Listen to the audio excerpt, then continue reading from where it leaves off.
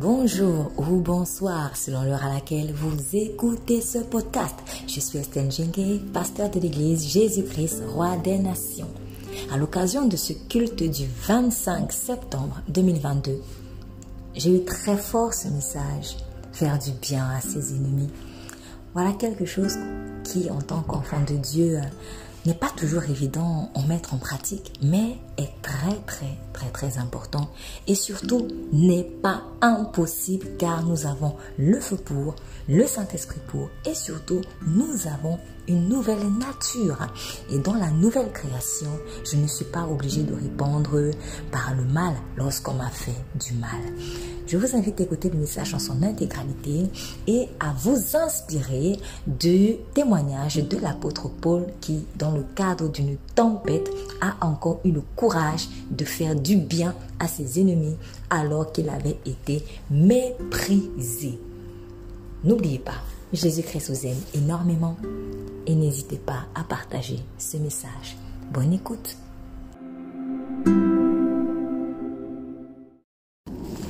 Nous allons aller dans le livre de Proverbes chapitre 25.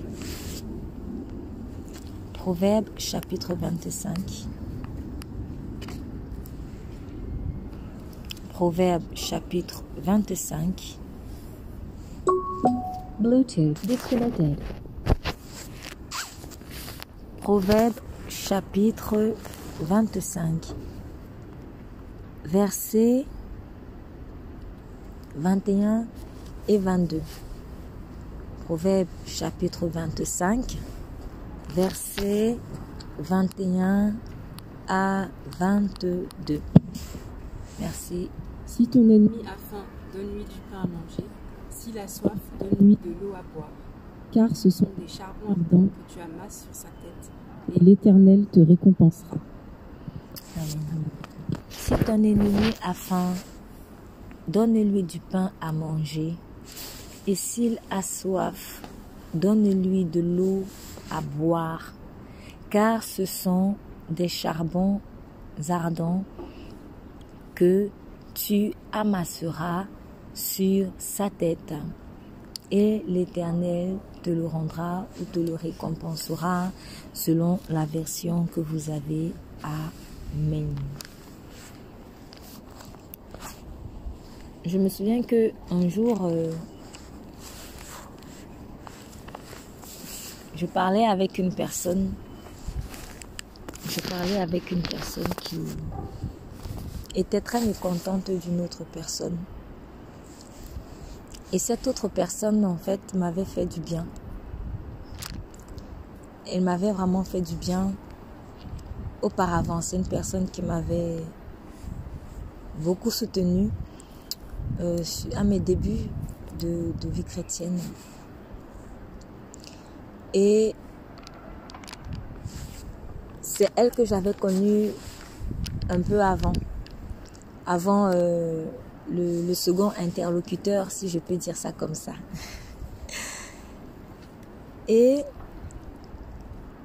un jour, donc, ce second interlocuteur me fait part de griefs qu'il avait vis-à-vis de cette personne qui m'avait vraiment aidée. Et j'étais très gênée. Et je crois que c'est une situation que tout le monde, en fait, peut comprendre et n'aimerait pas vivre. Quand vous avez, par exemple, deux personnes que vous aimez beaucoup,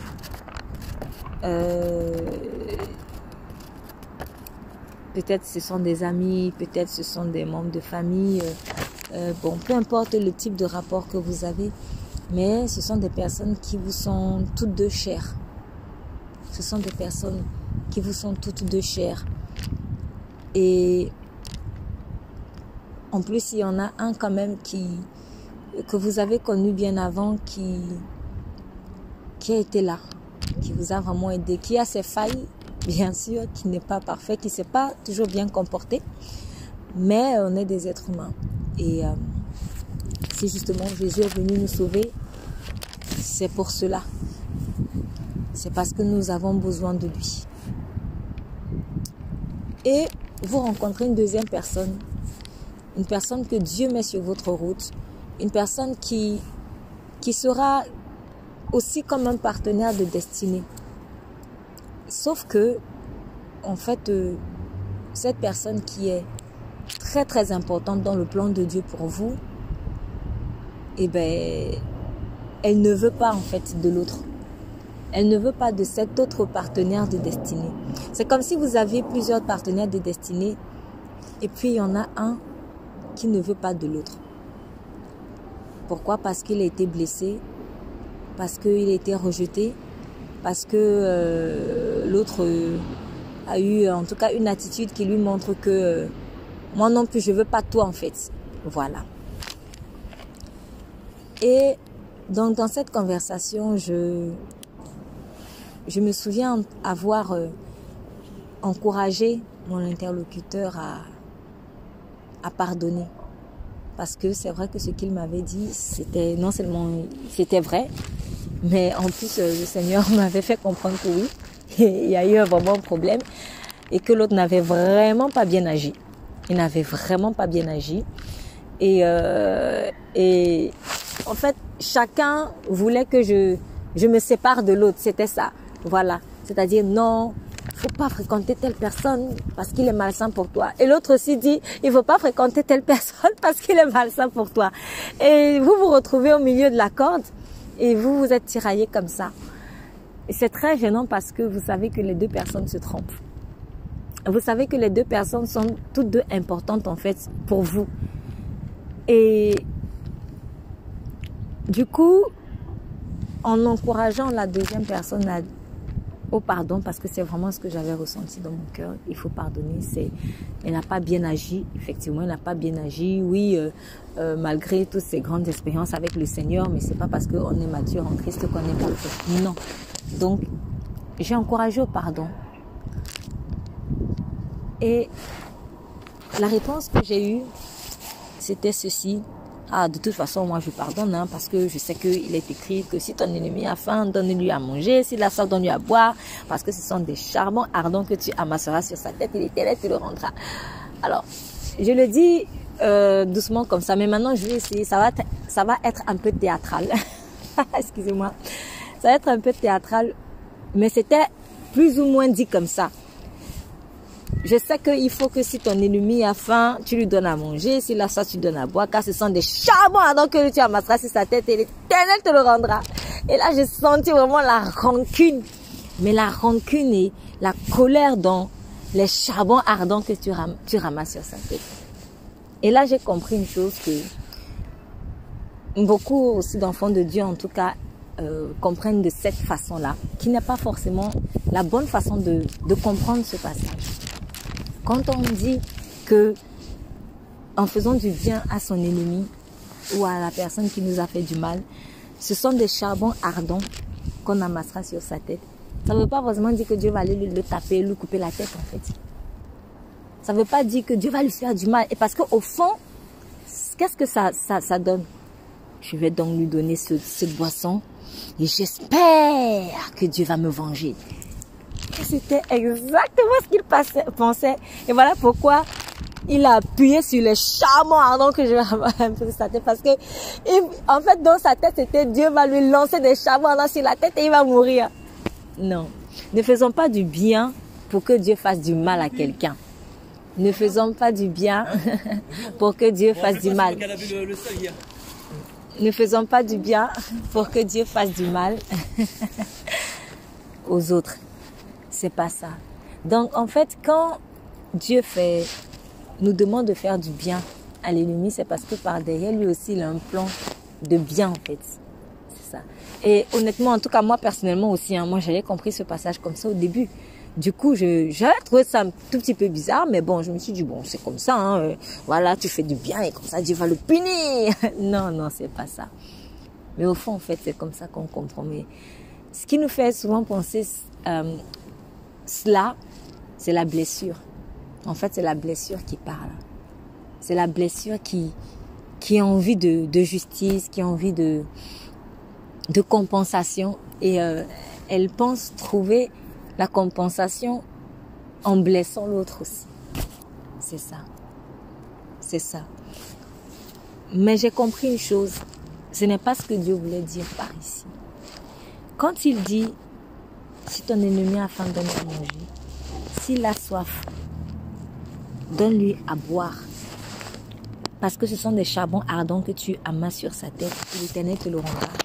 Pour aller très rapidement, je vais résumer ce que je vais expliquer tout à l'heure en vous lisant la version Martin de ce passage-ci. Je ne sais pas si la version a exactement interprété telle que la pensée en fait de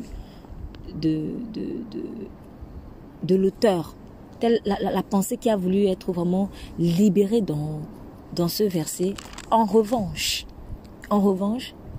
ça n'engage que moi. Pour ma part, c'est la seule version qui aide à comprendre le véritable fond de la pensée d'amour de Dieu derrière. Parce que quand vous lisez fais du bien à ton ennemi, si je résume, et l'Éternel, ce sont des charbons donc que tu ramasses sur sa tête, l'Éternel te le rendra. A priori, presque tout le monde comprend que, si tu fais du bien, comme ça Dieu va le punir. C'est comme ça qu'a priori, en tout cas d'un premier abord, on pourrait comprendre. Mais voici ce que la version Martin dit. Donc nous sommes au verset, Proverbe 25, verset 22. Donc je vais vous lire la version Martin. Quand toutes les autres versions disent car tu entasseras des charbons ardents, par exemple d'Arbi, car ce sont des charbons ardents que tu amasseras, ça c'est Osterval, car ce sera comme si tu mettais des charbons ardents sur sa tête. Français courant en agissant, voilà, non, je vais pas lire français courant et parole de vie pour l'instant, parce que je vais venir. Martin dit ceci, car tu enlèveras des charbons de feu de dessus sa tête et l'Éternel te le rendra.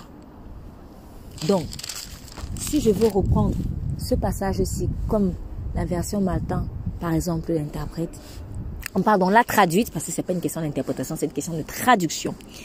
Si ton ennemi a faim, donne-lui à manger. S'il a soif, donne-lui à boire, car tu enlèveras des charbons de feu de dessus sa tête.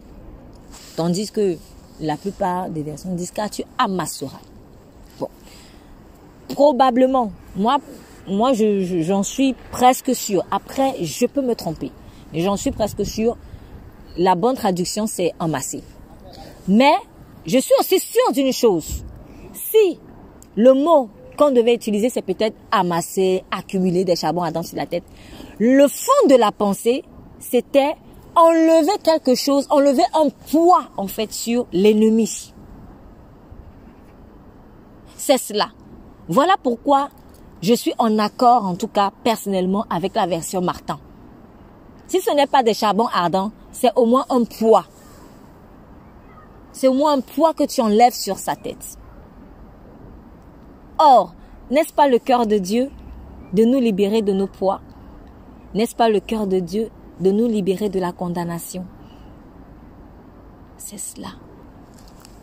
Maintenant, je vais vous lire également la version français courant du verset 22. En agissant ainsi, tu le mettras mal à l'aise, comme s'il avait des charbons brûlants sur sa tête, et le Seigneur te récompensera. Je vais utiliser cette version pour expliquer ce que je veux dire, et je pense que vous avez déjà commencé à comprendre. Vous l'avez sûrement déjà vécu. Parce que tout le monde un jour ici a blessé quelqu'un. Le jour où tu as blessé quelqu'un et que tu te rends compte que tu n'as pas bien agi, tu es mal à l'aise. Tu as même un peu honte de regarder la personne en face. Et si peut-être tu dois voir la personne, soit vous avez un rendez-vous, soit peut-être dans le cadre d'une... au travail, ou en tout cas toute forme de réunion peut-être collective, dans un endroit où tu vas le voir, peu importe l'endroit, que ce soit en privé ou en public, tu es mal à l'aise en fait. et tu te dis mince, on va me sauter dessus. Tellement j'ai mal agi. Et au moment où maintenant tu arrives et vois la personne, tu vois plutôt peut-être qu'elle t'embrasse. Tu vois qu'elle sourit. Tu vois qu'elle n'est pas là en fait. Et là, le sentiment que nous avons la plupart des fois, c'est pas qu'on va sauter de joie. Hein. C'est bien que cette personne réagisse comme ça parce que bon, elle t'a pas mis une épée de Damoclès sur la tête, mais tu vas pas sauter de joie sur le coup. Le premier sentiment que nous avons très souvent, c'est la gêne, la honte. On dit, oulala, qu'est-ce que j'ai fait? En tout cas, moi, je parle pour moi, mais je sais qu'un bon nombre de personnes ont déjà vécu ça. Tu es gêné. Tu es gêné, tu te dis, mais on n'a pas... Elle s'est même pas fâchée, elle m'a pas condamné. Elle m'a même donné de l'eau. Elle m'a même rendu ses services alors que je lui ai fait ça. Voilà les charbons ardents.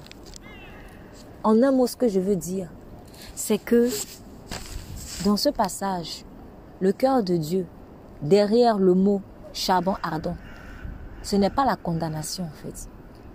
Il ne vient pas rajouter la condamnation sur la condamnation, mais il vient plutôt avec la gêne, le malaise et la honte qu'on ressent, nous libérer. Parce que quand tu as honte, c'est la preuve que tu as compris qu'il y a quelque chose qui ne va pas. Parce que si je pêche et que je n'ai même pas honte de ce que j'ai fait, il y a un problème. Le sentiment de honte, là où il peut entre guillemets, je dis bien entre guillemets, hein, être positif, c'est qu'il peut être une phase transitoire pour la repentance. C'est cela. Donc chaque fois que le Saint-Esprit est venu nous convaincre de pécher, on a eu, quand vous avez en tout cas vécu une vraie repentance, on a eu tous un sentiment de gêne et de honte par rapport à ce qu'on a fait contre Dieu. Quand on a réalisé qu'on a mal agi, quand on a réalisé qu'on a blessé Dieu et les hommes faits à l'image de Dieu, eh bien il y a la gêne. Et cette gêne-là, cette tristesse-là, c'est une tristesse à salut, comme l'a dit l'apôtre Paul. Ce n'est pas une tristesse qui doit mener à la mort. C'est une tristesse à salut. Donc, ce que veut faire le Seigneur au travers de moi qui étais blessé, en amassant les charbons ardents, je suis en train de, par ma bonne attitude, de réveiller la conscience en fait de mon ennemi qui m'a blessé. Ou de cette personne qui m'a blessé. Peut-être qu'elle n'était pas vraiment un ennemi. Ça peut même être un ami, hein, même dans des relations amicales, on se fait mal. Hein. Même dans un couple, on se fait mal. Mais c'est que par ma bonne attitude, par la bénédiction que je continue de libérer, eh bien, il y a un sentiment de gêne et de honte en fait sur la personne qui va la faire réfléchir. Et elle va se dire, j'ai vraiment mal agi. Car on connaît le passage de Zacharie où il est écrit, ils regarderont à celui qu'ils ont transpercé. À la croix, l'innocence de Jésus-Christ était si palpable. La pureté de cœur de Jésus-Christ était si palpable qu'elle a rejailli en fait sur ceux qui l'ont crucifié comme une gêne. Ils ont eu honte. Quand tu as fait du mal à quelqu'un et que le cœur de la personne a été pur vis-à-vis de toi, ça te rejaillit, ça fait comme un boomerang. Mais si maintenant, la personne que j'ai blessée réagit avec la haine, il n'y aura rien. Il n'y aura rien qui se passera. Il n'y aura aucun charbon ardent qui sera amassé sur sa tête. Il n'y aura rien. Au contraire même, la personne qui a blessé dira, bah, de toute façon, on est donc pareil. C'est cela. Donc, j'avais à cœur aujourd'hui vraiment le pardon. Le pardon. Le pardon.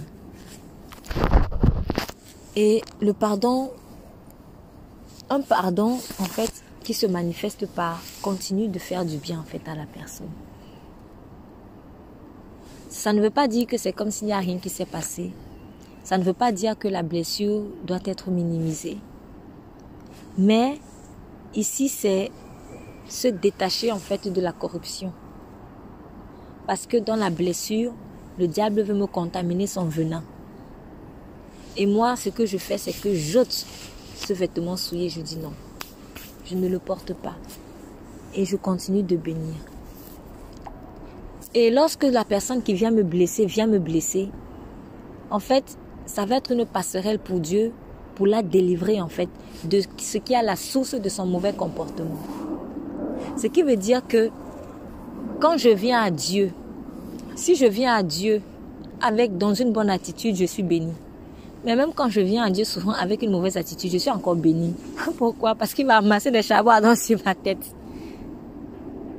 C'est ce qui fait en fait qu'il est... Son amour est... On ne peut pas le quantifier, on peut pas... Il est trop grand. Il est tellement grand que même quand je viens en ennemi vis-à-vis de lui, je ressors avec la bénédiction et la délivrance. Dieu ne sait que bénir. Tu viens en ami, il bénit. Tu viens en ennemi, il bénit encore. Afin que l'ennemi devienne l'ami. Donc, si quelqu'un aujourd'hui pensait faire du bien à son ennemi, en espérant que Dieu allait punir son ennemi, j'aimerais le décourager aujourd'hui. J'aimerais décourager sa chair aujourd'hui. J'aimerais décourager nos chairs aujourd'hui parce que je m'implique vraiment dedans. Le Seigneur ne nous demande pas de faire ça pour que notre ennemi soit dans la condamnation.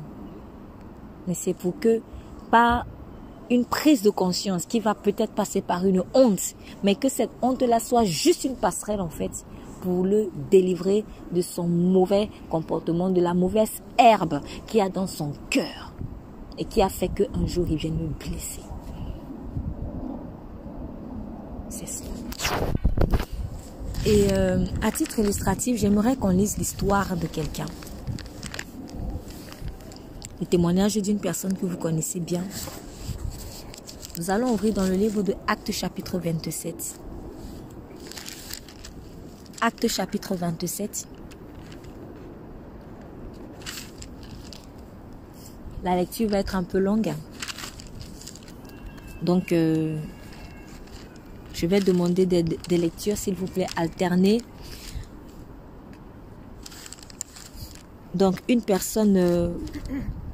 que chaque personne lise les 10 premiers versets. Voilà, les 10 versets et ainsi de suite. On va 10 versets, 10 versets, 10 versets. Merci.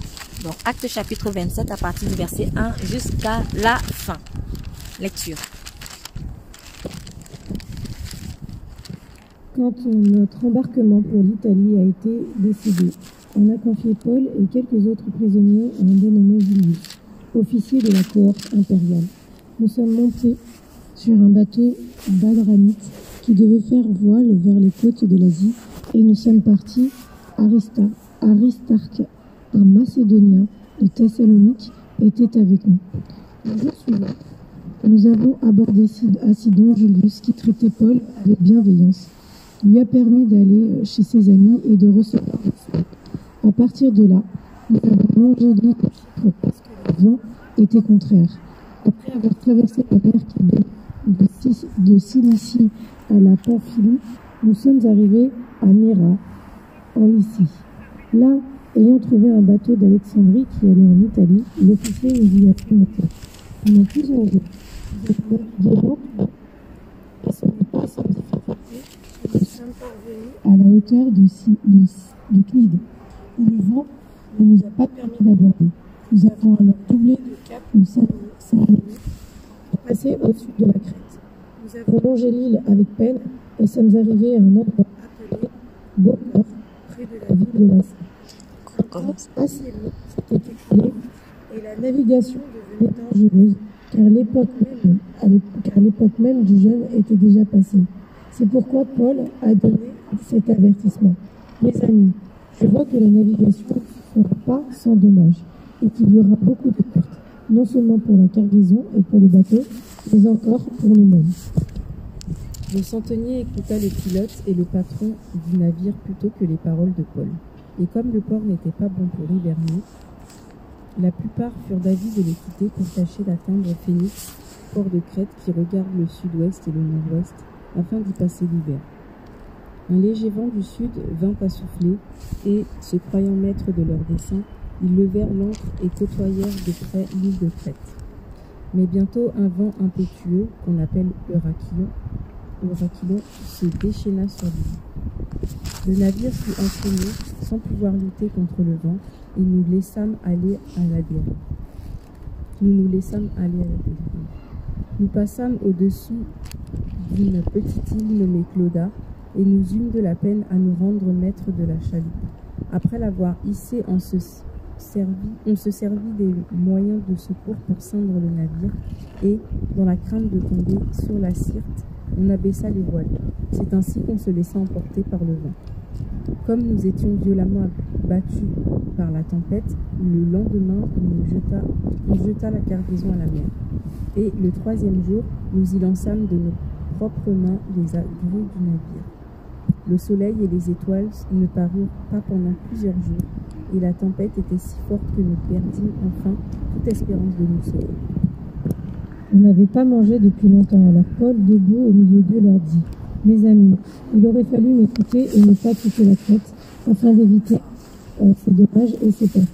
Maintenant, je vous invite à prendre courage, car aucun de vous ne perdra la vie. Seul le bateau sera perdu.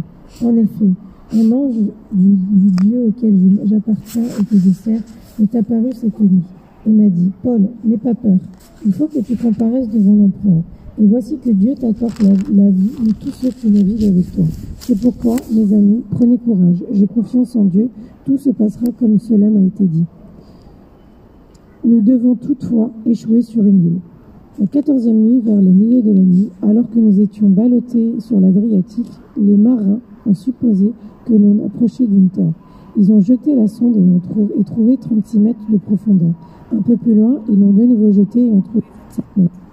Dans la crainte d'échouer sur des récifs, ils ont jeté 4 ancres à l'arrière du bateau et attendu le jour avec impatience.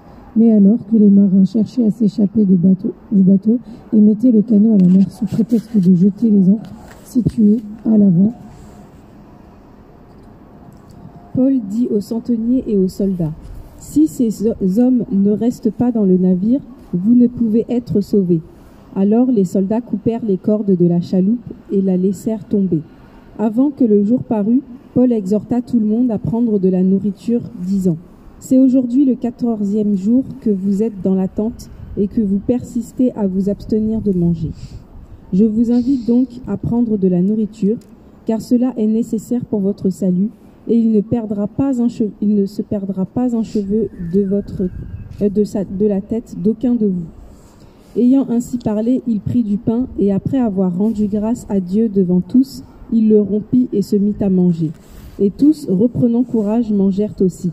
Nous étions dans le navire 276 personnes en tout. Quand ils eurent mangé suffisamment, ils allégèrent le navire en jetant le blé à la mer. Lorsque le jour fut venu, ils ne reconnurent point la terre. Mais, ayant aperçu un golfe avec une plage, ils résolurent d'y pousser le navire, s'ils le pouvaient. Ils délièrent les ancres pour les laisser aller dans la mer, et ils relâchèrent en même temps les attaches des gouvernails, puis ils mirent au vent la voile d'Artimon et se dirigèrent vers le rivage. Mais ils sont tombés sur un banc de sable et ils ont fait échouer le bateau. L'avant du bateau s'y est enfoncé et a été immobilisé, tandis que l'arrière se brisait sous la violence des vagues. Les soldats étaient d'avis de tuer les prisonniers de peur que l'un d'eux ne s'échappe à la nage. Mais l'officier qui voulait sauver Paul les a empêchés de mettre ce projet à exécution. Il a ordonné à ceux qui savaient nager de se jeter les premiers à l'eau pour gagner la terre et aux autres de s'agripper à des planches ou à des débris du bateau. C'est ainsi que tous sont parvenus sains et saufs à terre. Amen, amen, amen. Bon, je vois qu'il y a certains micros qui ont du mal à fonctionner, mais bon, que chacun aussi ouvre sa Bible et suive la lecture pour ne pas être perdu. Donc, l'apôtre Paul quitte Césarée. Donc, Équile Césarée, il est arrêté parce qu'il avait demandé à être jugé par César, étant donné que en Israël, voilà, les Juifs voulaient le tuer. Donc, il en a appelé à César. Donc, Équile Césarée comme un prisonnier, avec d'autres prisonniers. Et il était escorté par le centenier Julius. Et on nous dit que ils ont pris un vaisseau qui, voilà, un vaisseau d'Adramite. Ils sont partis et ainsi de suite. Ils sont allés à Sidon, ensuite en Pamphylie, etc., etc., etc. Bon. À un moment donné, nous lisons dans le verset 9, comme il s'était écoulé beaucoup de temps, et que la navigation devenait dangereuse, puisque le temps du jeûne était déjà passé, Paul les avertit. Il dit, je vois que la navigation sera accompagnée de périls et de grands dommages, non seulement pour le vaisseau et pour sa charge, mais pour nos propres personnes. Mais le centenier ajoutait plus de foi au pilote et au maître du vaisseau qu'à ce que Paul disait. Alors, nous mettons à la place de Paul et nous nous mettons aussi à la place du centenier. À la place de Paul, tu sais très bien que c'est le Saint-Esprit qui t'a averti. Ça ne va pas aller. Là, vous êtes en train de vous enfoncer droit dans le mur. Et donc, il prend son courage à deux mains de son état de prisonnier qu'il est et il parle. Et il avertit en disant, la navigation va être périleuse et il y aura de grands dommages pour le bateau et pour nos personnes dans la direction que nous sommes en train de prendre. Maintenant, quelle est la réaction de ceux qui l'écoutent, de ceux qui doivent le conduire? On n'y a même pas pris garde. En fait, on l'a méprisé. On l'a méprisé pourquoi? Premièrement, c'est un prisonnier. Donc, il y a des situations dans lesquelles vous vous trouvez dans la vie où vous suscitez malheureusement parce que c'est l'esprit du monde, du mépris. Donc si aujourd'hui vous êtes habillé en veste, vous êtes dans votre voiture, peut-être assis dans un bureau, moi je sais pas moi, et que une heure plus tard, vous portez un vêtement de prisonnier, la même personne qui vous a léché les bottes, la même personne qui va vous écraser. Bon, déjà, on n'a pas léché les bottes à quelqu'un, mais j'ai utilisé une expression forte, en fait, pour vous dire comment les gens sont. En fait, l'être humain aime lécher les bottes à ce qui paraît luxueux, à ce qui paraît grand, à ce qui paraît riche, mais d'un point de vue superficiel. Simplement superficiellement. Et quand maintenant tu changes juste de vêtements, quand tu changes de vêtements, tu n'as pas changé de mentalité. Tu n'as pas changé d'onction. Tu n'as pas changé de... Tu as juste pris un vêtement de prisonnier. Quelque chose qui peut se déchirer. La personne ne va pas regarder au cœur. Elle ne va pas regarder à la personne. Elle ne va pas regarder même à la main de Dieu qui est sur la personne. Elle va regarder à l'apparence. Il porte un vêtement de prisonnier. Comme il porte un vêtement de prisonnier et que moi je suis libre, je vais l'écraser. S'il est prisonnier, c'est que sûrement il a fait quelque chose de mal. Parce que le vêtement indique ton statut. Je vais me rectifier. Ton vêtement est censé indiquer ton statut. Je préfère dire ça. Ton vêtement est censé indiquer ton statut. Jésus-Christ avait une apparence de pauvre quand on voit où il est né. Mais c'est la personne qui est la plus riche de l'univers, car il est Dieu. Vous voyez? Donc, dans ce sens, je pourrais dire, oui, l'habit ne fait pas toujours le moine. Dans ce sens, même si quelquefois ça peut faire le moine. Mais ce proverbe-là, dans ce sens-là, il peut être correct. Il est correct. Ça ne fait pas toujours le moine. Ça ne fait pas toujours le moine. Et ce n'est pas parce que je suis milliardaire que je suis obligée d'être tirée à 4 épingles tout le temps. Je peux un jour sortir en jogging, sandales. Mais si je sors en jogging, sandales, t-shirt, il y a des gens qui vont me mépriser. Il y a des gens qui vont me mépriser. Tout simplement parce qu'ils m'ont vu en jogging t-shirt. Mais ils ne savent même pas que mon compte bancaire est 1000 fois plus riche que le leur. Donc, eux, ils ont regardé. C'est un exemple que j'ai donné comme ça parce que ce sont des situations qu'on trouve très souvent. Très souvent. Donc, on a regardé au statut, en fait, de prisonnier. Mais c'est quel statut? Est-ce le statut que Dieu a donné à Paul ou est-ce le statut que l'être humain a donné à Paul? Et c'est là où le bas blesse. Donc, si c'est un vêtement que Dieu m'a donné, là c'est dangereux. Là, il faut que tu portes le vêtement que Dieu t'a donné parce que le vêtement que Dieu t'a donné, il parle. Mais le vêtement que l'homme t'a donné, franchement, excusez-moi l'expression, c'est que dalle. Et il ne faut pas avoir peur de ça. Il ne faut pas avoir peur des haillons que l'homme veut te donner en fait. Parce que l'homme ne peut pas t'habiller à ta juste valeur. Lui-même, il ne connaît pas sa valeur. Quelle est la valeur qu'il va te donner? Il ne peut pas. L'être humain ne peut pas nous habiller. Nous-mêmes, nous étions incapables de nous habiller. Adam et Ève ont tissé des sortes de vêtements avec des feuilles de figuier. Ils étaient incapables. Il a fallu que Dieu verse le sang pour les habiller correctement. Il a fallu que Dieu verse le sang pour nous habiller correctement. Mais sinon, c'était des haillons qu'on portait. Donc si quelqu'un ne sait même pas s'habiller lui-même, comment il peut prétendre vouloir m'habiller moi? Donc, c'est pour cela que je dis, si tu portes un vêtement que Dieu t'a donné, si c'est un vêtement que Dieu t'a donné, là, faites très attention. Mais si c'est un vêtement que l'homme t'a donné, franchement, ne te prends pas la tête et sois en paix. Car l'homme ne peut jamais habiller l'homme à sa juste valeur. Puisque lui-même ne connaît pas sa valeur. Quelqu'un qui ne vit pas son appel. Quelqu'un qui n'est pas entré dans son appel. Quand il te verra entrer dans ton appel, il se moquera de toi. Ah! Elle a créé une entreprise de sandwich. Comment elle peut faire ça? Pourquoi? Parce que lui-même était un entrepreneur, il a toujours eu peur d'entrer. Et il croit que tu es comme lui. Ou celui qui va t'insulter en fait par rapport à ton physique. Observe sa vie. Il est lui-même complexé. C'est comme ça en fait. L'homme ne connaît pas vraiment sa valeur. En revanche, vous allez constater que une personne qui sait apprécier à ta juste valeur, c'est quelqu'un qui a l'assurance de qui il est lui-même. C'est quelqu'un qui connaît son identité en fait. Donc lorsque j'ai mal jugé quelqu'un, déjà je n'ai même pas jugé les gens. Mais quand en plus j'apprécie mal quelqu'un, ça doit en fait me faire réfléchir sur des dysfonctionnements que j'ai par rapport à l'image de ma propre personne. Parce qu'on ne donne que ce que l'on a. Quelqu'un qui a tendance à apprécier en fait les gens, à valoriser les gens, c'est quelqu'un qui a connu la valeur qu'il a aux yeux de Dieu.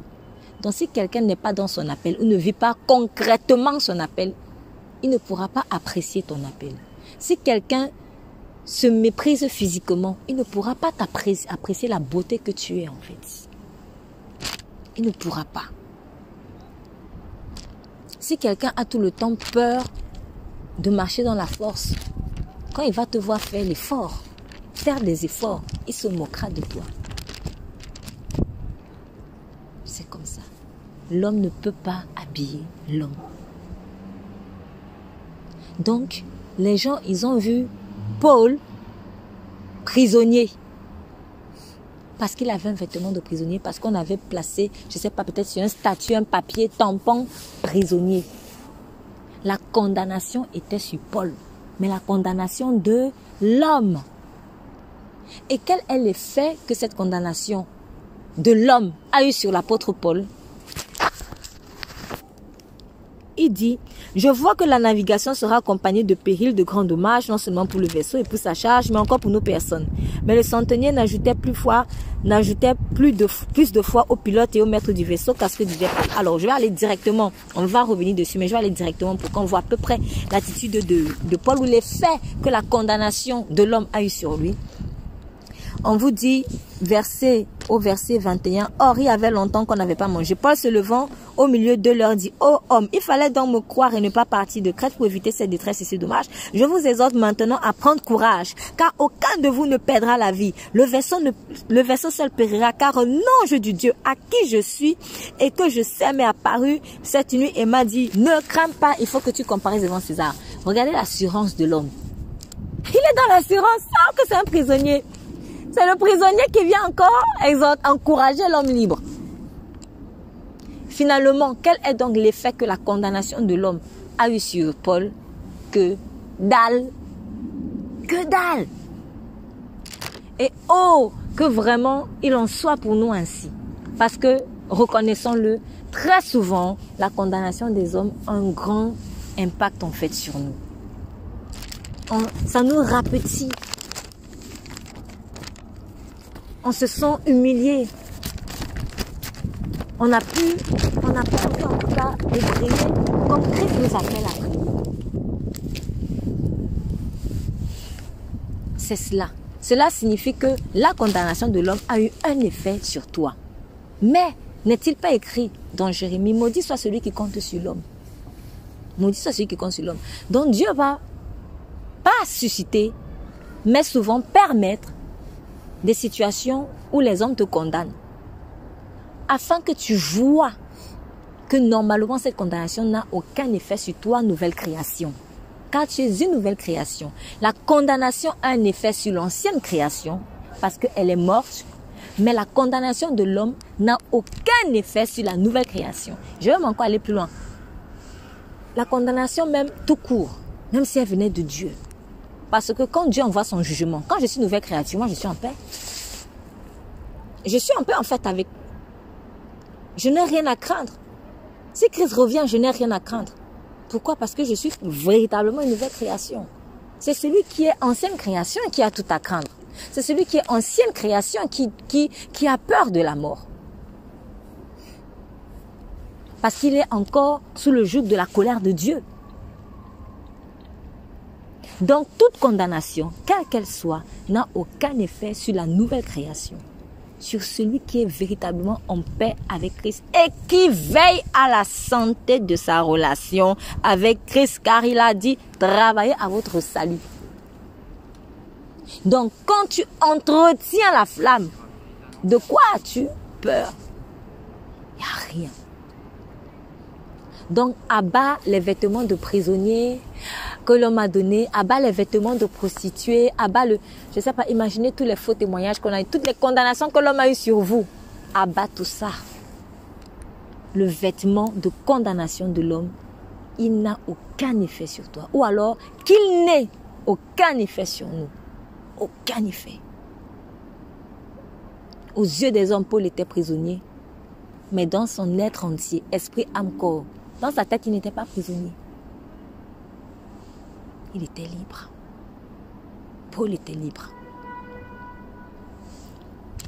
Et si le centenier n'a pas ajouté donc foi aux avertissements de l'apôtre Paul, c'est parce qu'il a regardé aux vêtements extérieurs ou peut-être au tampon qui avait été mis sur le papier qu'on lui a donné. Prisonnier Paul doit comparaître devant le grand César. Il s'est dit, ouhou, celui-là, il a sûrement péché. Parce que nous, quand on va voir, soit dans un article de journal, soit à la télé, soit, ou que quelqu'un viendra nous dire, celui-ci est accusé de, qu'est-ce que je peux inventer? Allez, pédophilie. Ou celui-ci est accusé de meurtre. On va croire. Pourquoi? Parce qu'on a entendu ça. Mais ça, c'est pas une bonne attitude. Moi, personnellement, je dis toujours, si Dieu lui-même ne vient pas me confirmer que quelqu'un a fait du mal, moi, je ne vais pas croire. Parce que nous sommes dans un système de condamnation et de mensonge. Oui, il y a des prisonniers qui ont vraiment fait des choses qui sont mal. Mais je vous assure, il y en a qui sont derrière les barreaux pour rien.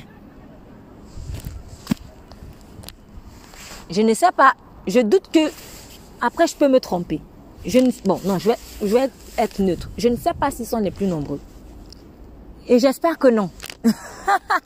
J'espère que non. Mais une chose est sûre, il y en a. Il y en a qui sont derrière les barreaux pour rien. Il y en a qui ont été condamnés à mort alors qu'ils étaient innocents. Mais la preuve, regardez pour comment on est persécuté à cause de Jésus. Donc si les gens peuvent faire ça avec vous, juste alors que tu lui as fait du bien, mais pourquoi être étonné qu'il y ait des gens innocents derrière les barreaux? Il y en a. Voilà pourquoi je crois que le plus sage en tant qu'enfant de Dieu, quand tu entends qu'il y a une condamnation sur quelqu'un, ne t'empresse pas d'y donner ta voix. On a vu récemment, attention à comment tu donnes ton suffrage. Faisons très attention à cela. Ne valide que ce que Dieu a validé. Ne valide que ce que Dieu a validé. Ne valide pas ce que Dieu n'a pas validé. Si Dieu n'est pas venu te donner la conviction que ce qu'on a dit est vrai, garde-toi de parler en l'air. Parce que c'est une question de vie ou de mort peut-être. Donc, avoir le vêtement de prisonnier ne signifie pas en réalité être un prisonnier. Et même si c'est un réel prisonnier, le Seigneur, quand il n'a pas encore donné son premier mot, du jour au lendemain, cette personne peut sortir. Car Dieu est puissant. Car, à vrai dire, nous étions tous des prisonniers du diable en fait. On a été libérés, en tout cas pour celui qui a accepté la grâce de Jésus. Et Dieu peut aussi passer même par un condamné, par quelqu'un qui a vraiment fait du mal. Oui, il peut aussi passer. Ce n'est pas parce que cette personne a vraiment fait du mal qu'un jour Dieu ne peut pas utiliser sa bouche pour me donner une parole de sagesse. Il parle par qui il veut. S'il a pu parler par un âne, il peut parler par... Oui.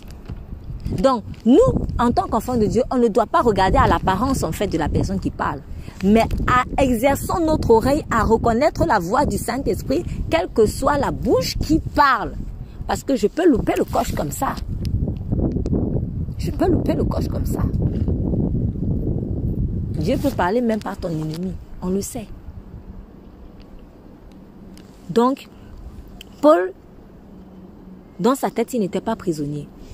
Et le fait qu'il était méprisé, parce que, oui, c'était vraiment du mépris, puisque on nous dit le centenier a ajouté plus de foi au pilote. Alors, j'ai demandé tout à l'heure de se mettre à la place de Paul. Ça fait mal. Voilà. Maintenant, mettons-nous aussi à la place du centenier, parce qu'on peut facilement juger le centenier. Hein. Mais mettons-nous à la place du centenier. Tu as l'habitude de conduire des gens en Italie, vers César, ou en tout cas sur le bateau. C'est ton métier. Tu as exercé tu as été formé pour ça et tu fais très bien ton travail. On a confiance en toi. Tu as l'habitude, tu connais comment aller sur l'eau, etc.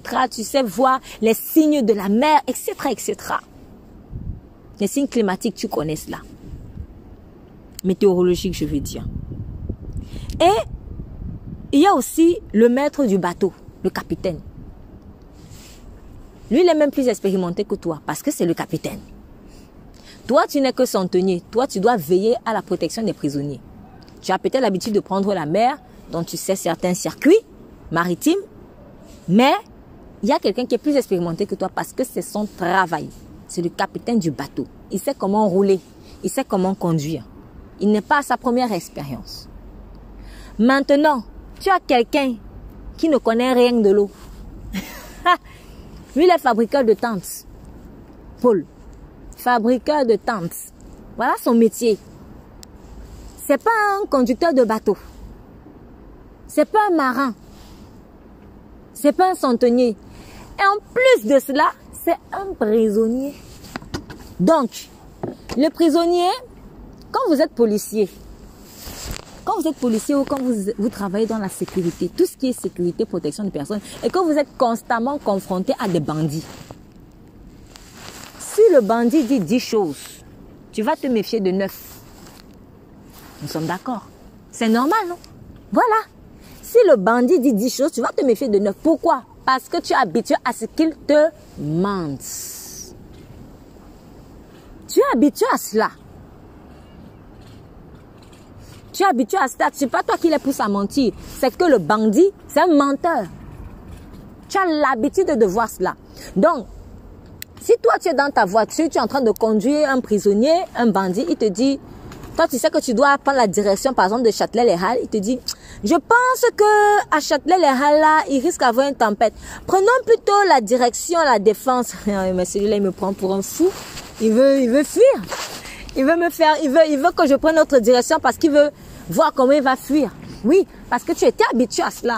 Parce qu'on te l'a fait une fois, deux fois, trois fois, quatre fois, X fois. Qu'est-ce qui prouve que ce que Paul dit est vrai? Qu'est-ce qui me prouve qu'il ne dit pas ça parce qu'il veut s'échapper? Maintenant, quand vous mettez à la place du centenier, vous voyez que n'importe qui aurait fait la même chose. Du coup, je ne lui lance pas la pierre. Donc, premièrement, parce que je suis habituée à voir des bandits qui me montent, même si peut-être j'ai même un jour été bon. J'ai dit, bon, ok, je vais bénéfice du doute. Mais quand j'ai voulu être bon, il m'a feinté. Il m'a feinté plusieurs fois. Du coup, moi, j'ai plus confiance. Et en plus, c'est ma tête que je joue. Hein. C'est ma tête que je joue parce que c'est devant César qui doit comparaître. Et vous savez, là, à l'époque, quand un prisonnier s'échappait, c'est toi qu'on tuait. Donc, imaginez un peu l'épée de Damoclès que la personne a sur sa tête. Il ne va pas prendre le risque d'aller écouter un prisonnier qui a tout intérêt à sauver sa peau. C'est cela. Donc voilà pourquoi il n'a pas cru. Et en plus, Paul, ce n'est pas un marin. Dieu a vu tout ça. Voilà pourquoi Dieu a eu compassion. Dieu a dit, je comprends. Je comprends qu'il n'ait pas confiance en moi. Il a tellement été blessé. Il a tellement eu de trahisons que c'est pas à la première parole qu'il va donner foi en ce que moi je dis. Il va plutôt donner foi en ce que le monde lui dit. Parce que c'est ça en fait, c'est le monde. Le capitaine du bateau, le centenier, ils ont été formés par le monde. Ils réfléchissent comme le monde. Mais Dieu comprend. Paul a compris. Paul n'a rien dit. Paul a laissé faire. Et là, vous voyez vraiment l'importance de la foi en Dieu. Parce que, comme Paul en parlait, Paul a averti d'un danger de mort. Et il a dit pour nos personnes. Dans nos, il y a lui aussi dedans. Hein. Il y a lui dedans. Donc Paul est en train de voir que là où ils sont en train d'aller là, ils sont en train d'aller mourir. Imaginez que vous êtes dans une voiture, il y a le chauffeur. Vous voyez que le chemin que le chauffeur est en train d'emprunter, c'est un chemin, tu vas mourir, tu ne vas plus revenir. Qu'est-ce que quelqu'un va faire avec l'instinct de suivi? S'il vous plaît, n'allons pas là-bas. Ah non, non, non, madame, moi je sais qu'on doit aller là-bas. Ça va être la panique à bord. Tu vas paniquer. Ça va être la panique à bord.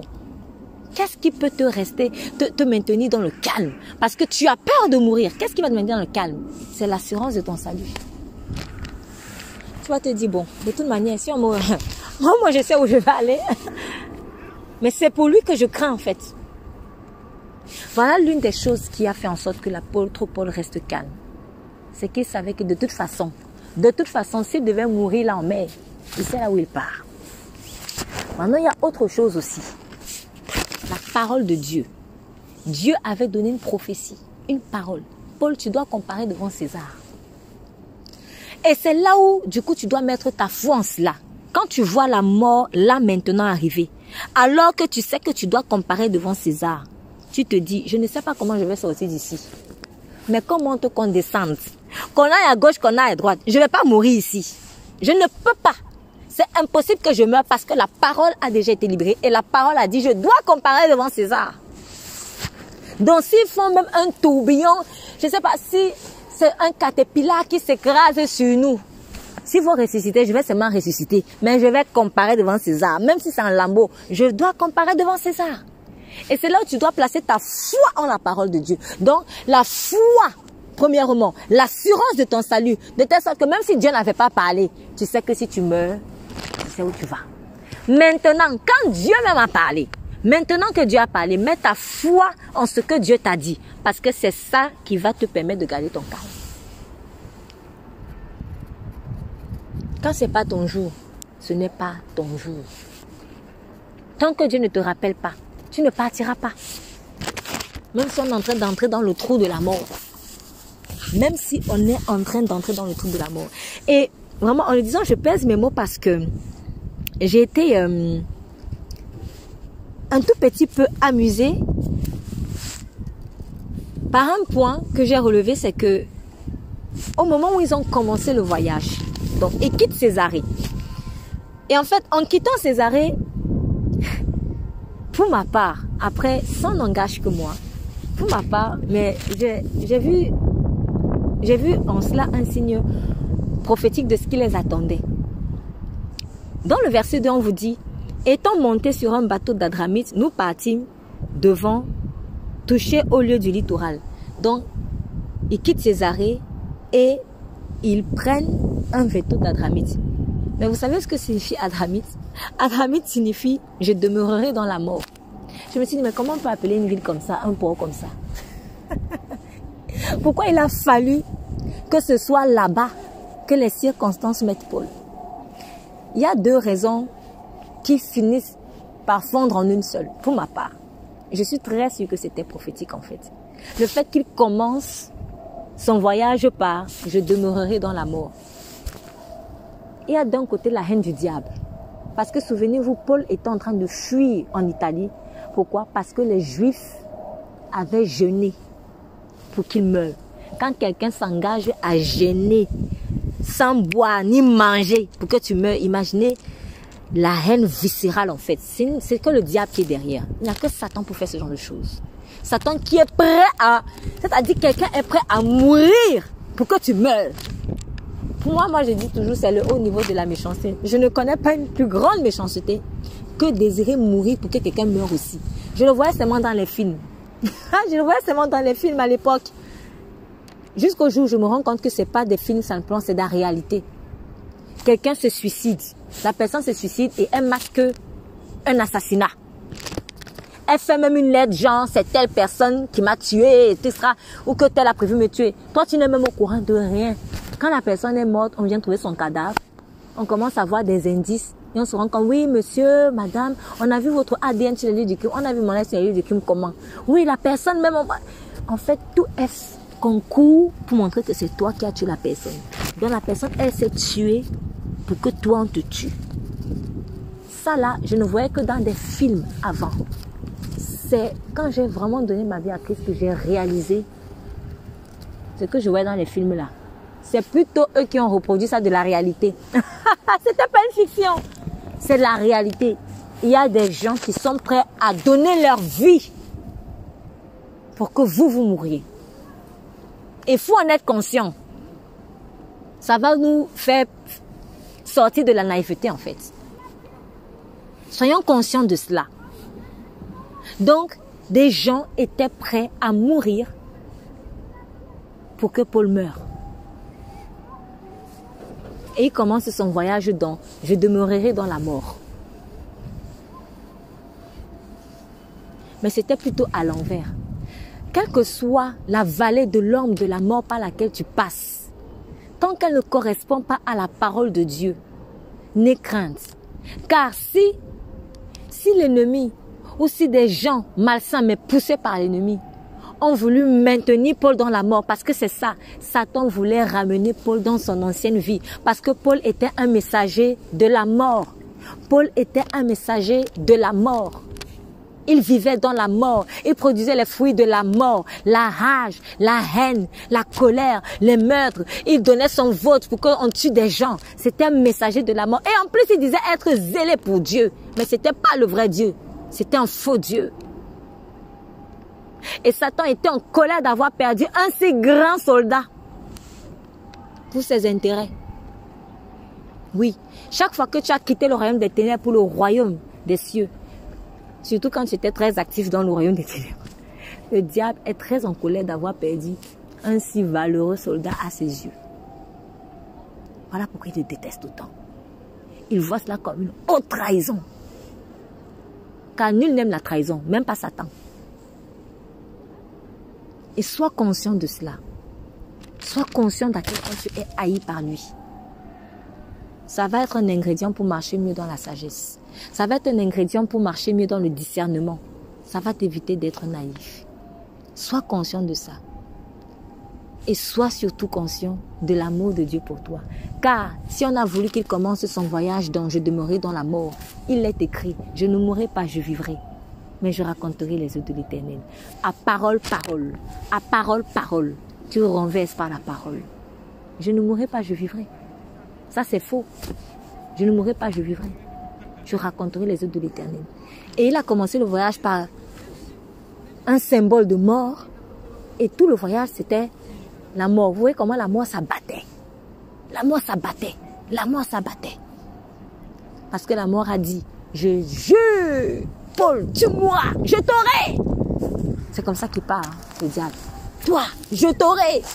Je t'aurai, je t'aurai. Il le jure sur sa propre tête. Je t'aurai. Mais Paul ne mourra pas, il vivra. Pourquoi? Parce qu'il savait qu'il est sauvé.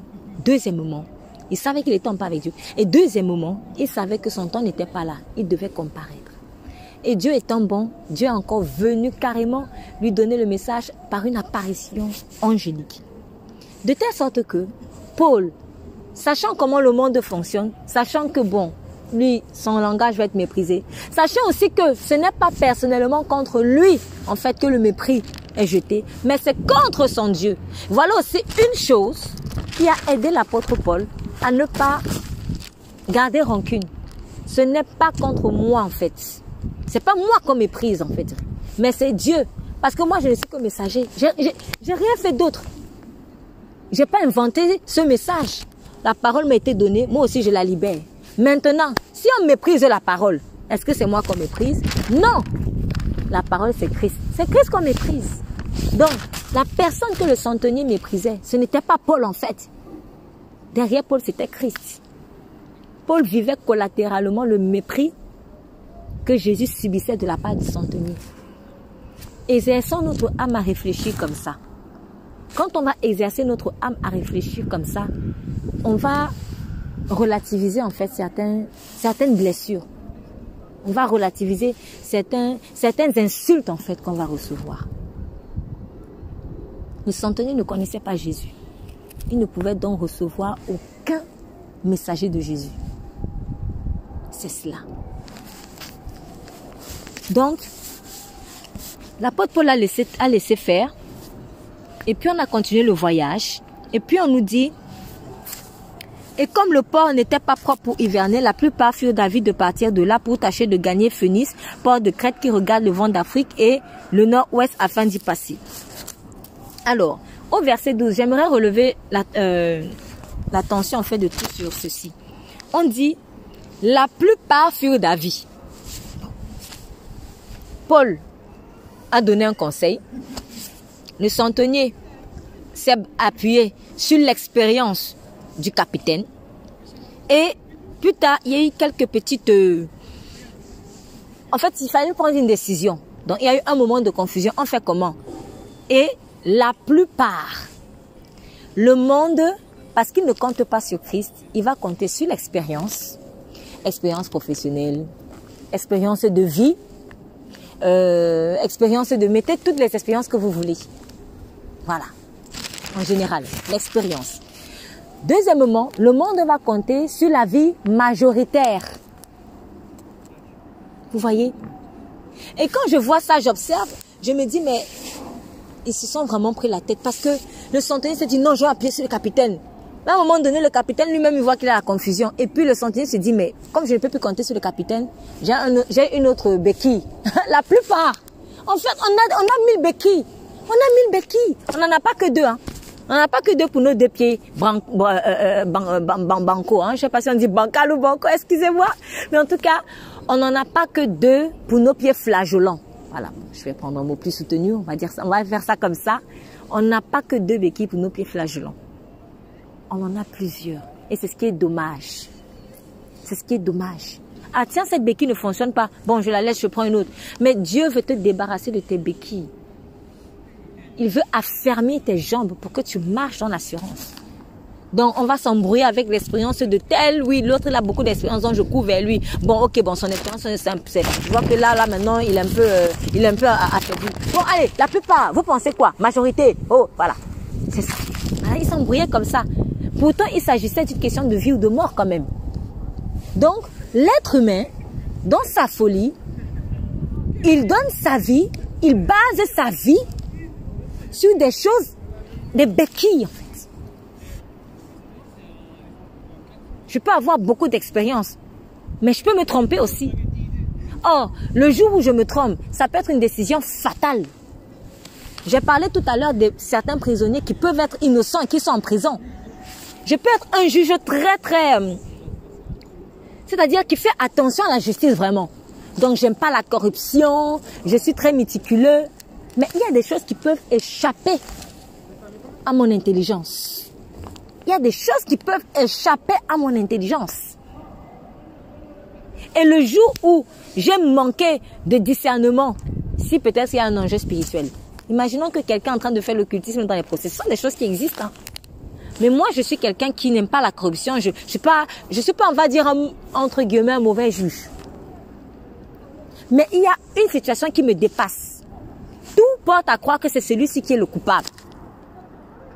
La majorité aussi dit que c'est celui-ci qui est le coupable. Je vais donner mon suffrage pour cela et je vais condamner un innocent. C'est pas que je voulais le condamner, mais c'est que quand je vois les preuves scientifiques qui me sont données, les preuves matérielles qui me sont données, tout porte à croire que c'est lui. Mais ce n'est pas lui. Ce n'est pas lui. Donc, l'expérience n'est qu'une béquille. Comptons sur le Saint-Esprit. Expérience professionnelle, expérience de vie. Tout ça là, c'est bien. C'est pas pour cracher dessus. Attention. Je ne suis pas en train de dire qu'il faut cracher sur l'expérience professionnelle de quelqu'un. Il faut cracher sur l'expérience de vie de quelqu'un. Ce n'est pas ça. Mais franchement, quand tu es enfant de Dieu, ne va pas mettre ta destinée sur l'expérience de quelqu'un. Ne va pas mettre ta destinée sur l'expérience de quelqu'un. Mets ta destinée sur le Saint-Esprit. Donc, si quelqu'un m'a parlé et que cette personne a beaucoup d'expérience, il faudrait que j'aille m'assurer que le Saint-Esprit, en fait, c'est lui qui a parlé par cette personne. Voilà pourquoi aussi il est écrit dans le livre de Job que ce n'est pas le cheveu blanc qui donne la sagesse, mais c'est le Saint-Esprit qui donne la sagesse. En parlant de cheveux blancs, enfin, en allusion aussi au vieillard. Parce qu'on se dit, un vieillard, il a beaucoup d'expérience. Quelqu'un a dit, un vieillard qui meurt, c'est une bibliothèque qui brûle. Je ne sais pas si vous avez entendu parler de ce proverbe, mais c'est un proverbe en fait, assez connu, en tout cas assez répandu. Un vieillard qui meurt, c'est une bibliothèque qui brûle. Donc, il voit un peu la conception de la vie des gens. C'est une bibliothèque qui brûle. Mais ce n'est pas parce qu'un vieillard meurt que la sagesse est morte. Parce que la sagesse ne dépend pas du cheveu blanc. La sagesse dépend du Saint-Esprit. Et uniquement du Saint-Esprit. Donc, s'il y a expérience sur laquelle je pourrais m'appuyer, c'est une expérience qui vient directement du Saint-Esprit. Et même, tu peux avoir 1000 expériences avec le Saint-Esprit. Mais ton témoignage de vie n'est pas forcément à calquer sur le témoignage de vie d'une autre personne. Et ce que tu as vécu lundi, si le Saint-Esprit t'a fait vivre une expérience lundi, ce n'est pas la même expérience que tu vas vivre dimanche. Donc, ne te base pas sur « Ah oui, comme Dieu m'avait dit, pour telle situation, je dois faire comme si en 1990, bon, c'est sûr qu'en 2010, la même situation se présente, je vais encore faire la même chose. » Non, non, non. Va redemander au Saint-Esprit si c'est la même stratégie que tu dois employer. Sinon, tu vas te tromper. Car il est comme un vent. On ne sait d'où il vient, d'où il va. Il faut sortir de l'esprit de contrôle. Donc, béquille de l'expérience, béquille de la plupart, de la majorité des voix. Et tout cela, pourtant, ça ne correspondait pas à la parole de Dieu. Paul ne faisait que les regarder. Et on nous dit, verset 13, « Et le vent du midi ayant soufflé doucement, ils se crurent maîtres de leur destin. » Et le vent ayant soufflé doucement, ils se crurent maîtres de leur destin. J'aimerais bien savoir comment est-ce que c'est traduit dans d'autres versions, dans vos versions s'il vous plaît. Verset 13, acte 27. Un léger vent du sud vint à souffler et se croyant maîtres de leur dessein, ils levèrent l'ancre et côtoyèrent de près l'île de Crète. Ok, d'accord. Donc c'est toujours maîtres de leur destin. C'est quoi dans votre version? Ouais, Un léger vent du sud s'est mis à souffler et se croyant maîtres de leur projet. Très bien, ok. Voilà. J'ai également, dans d'autres versions, effectivement, maîtres de leur projet. Donc, dans la version Colombe, un léger vent du sud vint à souffler. Ils pensaient être en mesure d'exécuter leur projet. Voilà. Vous savez, quand Dieu te demande de faire quelque chose, parce que peut-être un danger arrive, il te dit prépare-toi. Tu te prépares, etc. Parce que tu te dis, au lieu de... En fait, ce qu'on fait souvent, on se dit, bon, Dieu a parlé, je vais écouter, ok, je vais commencer à me préparer, etc., etc. Après, tu dis, non, je vais quand même aller vérifier. Que disent les nouvelles? Les nouvelles te donnent des informations, etc. Tu dis, ah bon, c'est que c'est vrai, c'est que Dieu m'a dit. En fait, nous, on va vérifier l'information que Dieu nous a donnée par rapport à ce que le monde a dit. Ce n'est peut-être pas a priori si mauvais. Cependant, quand ça devient systématique, faites attention. Ça montre que toi, la référence, en fait, tu vérifies l'information divine. Oh, Seigneur, donne-moi les mots. C'est-à-dire, voilà, l'information du monde est le juge de l'information de Dieu. Oui, moi, le monde, ce que Dieu t'a dit, c'est vrai. Je valide. Et c'est ce qu'on fait. Dieu te donne une information et il te donne une attitude à tenir par rapport à cette information, par rapport à quelque chose qui est en train de se préparer. Toi, tu vas vérifier si ce que Dieu a dit a le monde. Moi, je pense que peut-être au début de notre marche avec le Seigneur, on laisse faire. C'est normal. Mais à un moment donné, s'il vous plaît, quand vous commencez à être rempli du Saint-Esprit, prenez votre courage à deux mains et croyez en ce que Dieu a dit.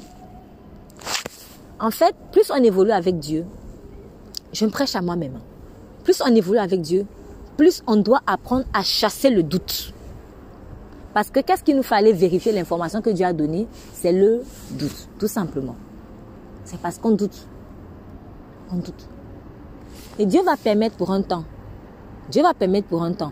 Donc, si j'ai envie de me remettre peut-être dans la situation de l'apôtre Paul, Dieu dit, bon, allez, si vous empruntez cette direction maritime, voilà, vous allez tomber, etc., etc., vous allez perdre, vous risquez de perdre vos vies, vous allez perdre le bateau. Ok, tu vas prendre la radio, nouvelle. Alors, est-ce qu'on m'a informé que dans la direction que je prends, il y a peut-être un vent bizarre et tout ça?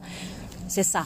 Tu vas entendre, oui, effectivement, les informations te confirment qu'il y a quelque chose qui va arriver. Ah non, tu vas me dire, Dieu est trop fort. Oui, ok, c'est bon, Seigneur, je crois. Ça, c'est l'enfant spirituel. Ça, c'est l'enfantillage spirituel. Maintenant, apprenons à chasser ce qui est de l'enfant. C'est ce qui est écrit. D'ailleurs, c'est l'apôtre Paul lui-même qui dit, je me débarrasse de ce qui est de l'enfant. Maintenant, prenons notre courage à deux mains et tout ce qu'on doit faire, c'est juste de s'assurer que c'est Dieu qui nous a parlé. Donc, tu n'as pas d'autre choix que d'aiguiser ton oreille spirituelle. Voilà ce que tu dois faire. Parce que si tu passes ton temps à aller vérifier les informations que Dieu t'a données parce que le monde te dit, tu es dans la lâcheté en fait. C'est de la paresse spirituelle. Apprends plutôt à exercer ton ouïe spirituelle en fait. Et comment tu exerces ton ouïe spirituelle? Tu écoutes le Saint-Esprit et tu t'exerces dans l'obéissance. Quelqu'un qui est exercé à obéir, c'est quelqu'un dont l'ouïe spirituelle est très ouverte. En fait, pas l'ouïe seulement, mais tous les sens spirituels. Quelqu'un qui est dépendant du Saint-Esprit, c'est quelqu'un qui voit vite les choses. Il va très vite voir les choses, il va très vite entendre les choses, il va très vite sentir les choses. Et donc, la plupart des choses qu'il va dire, ça viendra du Saint-Esprit. Mais si tu es tout le temps rebelle et réticent, tes sens spirituels seront rikiki. Et du coup, tu seras obligé d'aller à chaque fois vérifier l'information avec le monde. Sauf que, si le monde est en retard par rapport à ce que Dieu a vu, on fait comment? Tu vas mourir. Tu vas mourir. Et les circonstances peuvent tromper. Et c'est ce qui s'est passé ici.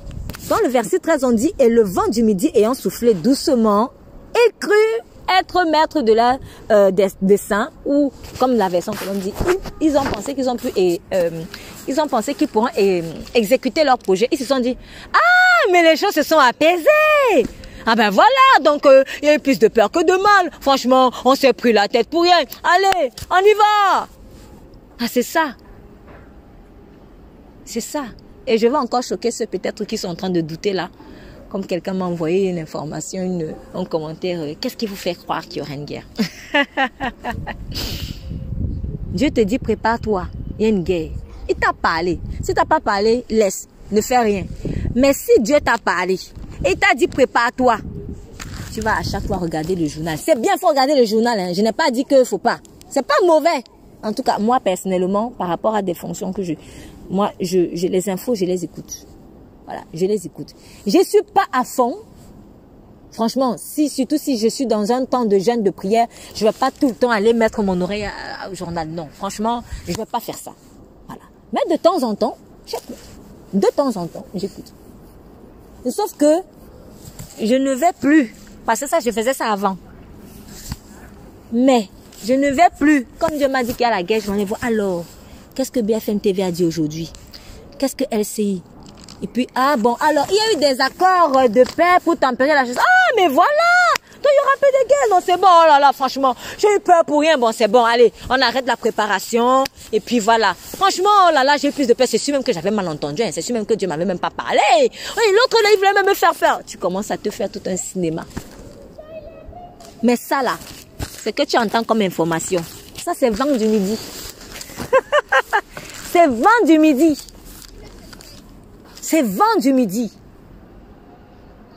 Parfois aussi, ça peut être un avertissement pour un danger. Le Seigneur te dit, fais attention, tu vas rencontrer quelqu'un qui ne sera pas bien, etc., etc. Je prends un exemple de danger. Toi, tu rencontres la personne, le Saint-Esprit te dit, relation toxique, sois prudent. Relation toxique, sois prudent. Relation toxique, sois prudent. Au départ, tu as vu des signes de toxicité. Tu te dis, ah oui, Dieu a raison. Mais plus tard, la personne est revenue, oui, non, franchement, j'ai vu que je n'étais pas quelqu'un de bien, mais j'ai décidé de changer et tout ça. Si le Seigneur nous t'a dit relation toxique, fais attention. Ne te fie pas à l'apparence. Ne te fie pas, comme il est écrit par rapport à la femme étrangère, à ses paroles mielleuses. Parce que ça, c'est le vent du midi. Le vent du midi, il vient réchauffer. Le vent du midi, il vient calmer. Mais le vent du midi, quand ça ne correspond pas à ce que Dieu t'a dit, il peut te faire croire qu'il n'y a rien. Mais vous savez quoi, comme je l'ai dit, il me semble, la semaine passée, non, c'est pas la semaine passée, c'était dans l'échange que nous avions eu la veille avec certains d'entre vous. Le diable aime les chocs. Il aime l'effet surprise. Pourquoi? Parce que l'effet surprise provoque des chocs émotionnels. Or, sachez une chose, un choc émotionnel est une porte, peut-être une porte ouverte pour même des possessions démoniaques. Même des possessions démoniaques. En tout cas, un esprit malin peut entrer dans ta vie, même si ça n'arrive pas au niveau de possession. Même si ça n'arrive pas au niveau de possession. Mais un esprit mauvais peut entrer dans ta vie et te tenailler au travers d'un choc émotionnel en fait. C'est pour cela que Dieu veut travailler nos émotions. Donc, Satan n'a aucun intérêt à ce que tu sois au courant de ses plans. Il va donc tout faire pour te montrer l'envers du décor. Quand c'est froid, il va te faire croire que c'est chaud. Il va te faire sentir la chaleur. C'est cela. C'est pour cela qu'on l'appelle occulte. Caché. Sa force, c'est dans le caché. Mais sa faiblesse, c'est dans le démasqué. C'est dans la lumière. Donc, quand ils ont vu le vent du midi, ils se sont dit, ah non, mais c'est bon, on va vous la faire. Et j'imagine un peu certaines personnes, en particulier le centenier. Regarde-moi ce Paul-là, quand je pense que ce prisonnier-là, il me disait que, il se sent moqué de lui. Il me croit quoi? Je te dis, il voulait fuir. On les connaît, j'ai l'expérience. Je te dis, j'ai l'expérience. Il voulait fuir. Je t'ai bien dit. Je t'ai bien dit. Je t'ai bien dit, c'est un coupable, c'est un condamné à mort.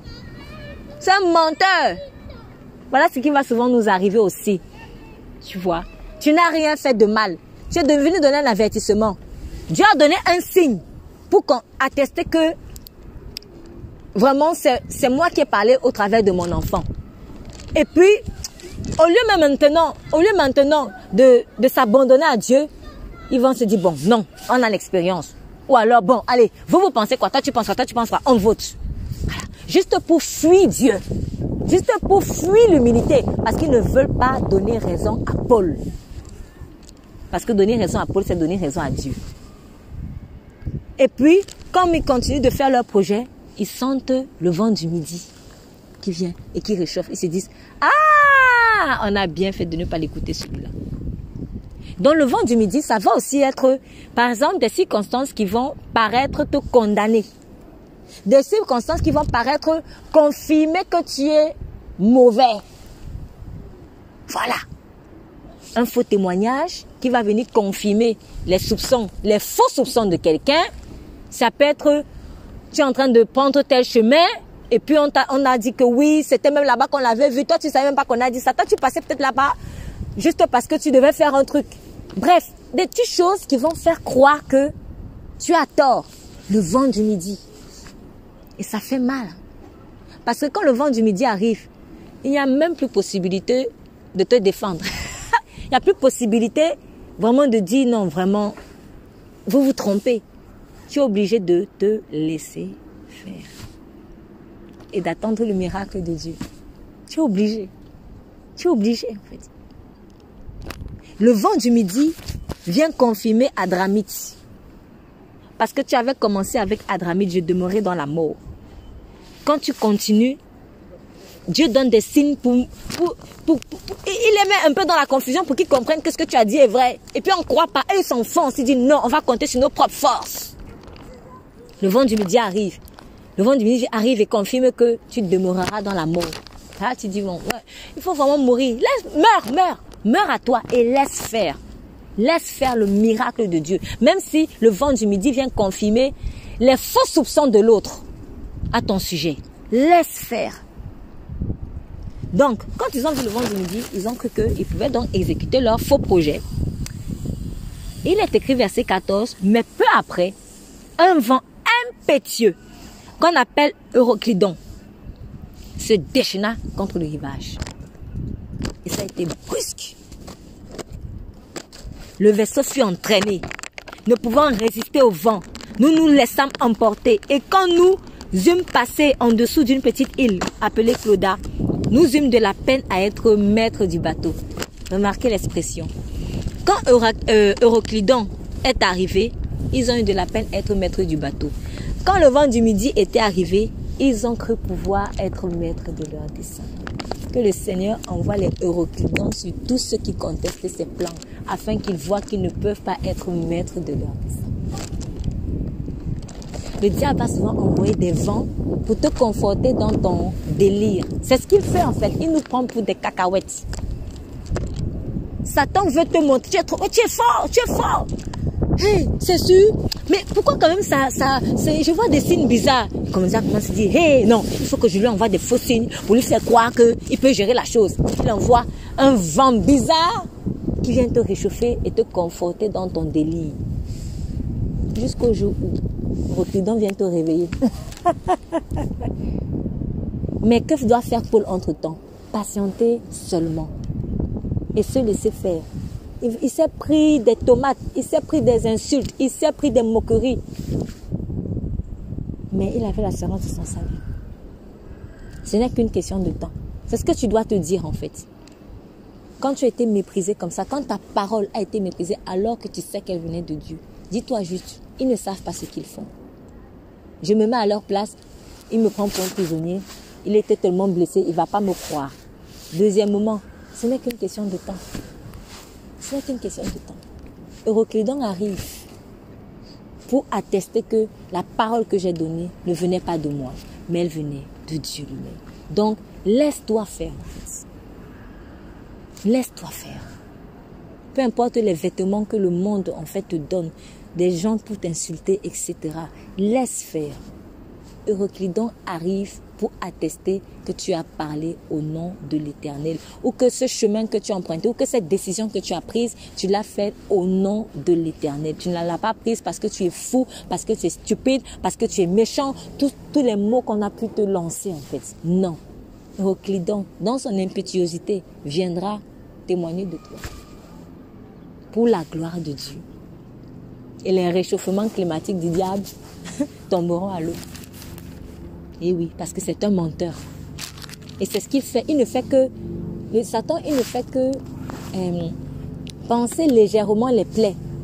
Il ne fait que calmer, mais il n'arrache pas le mal à la racine. C'est ça, il te réchauffe un peu, mais pour te maintenir dans le délire. Voilà. Ce qui veut dire aussi que nous-mêmes, en tant qu'enfants de Dieu, quand le Seigneur nous avertit sur des choses, quand il nous reprend, n'allons pas prêter notre oreille au vent du midi. Les gens qui vont venir nous réchauffer, qui vont venir nous conforter. Hey, est-ce qu'il y a quelqu'un qui pense comme moi? Oui, moi aussi je crois que vraiment, telle personne-là, il délire et tout ça. Au moins je ne suis pas seule. Non, faisons attention. N'allons pas prêter l'oreille en fait au vent du midi qui vont venir nous conforter dans notre mal. Ça c'est la femme étrangère. Elle te déteste. La femme étrangère te déteste.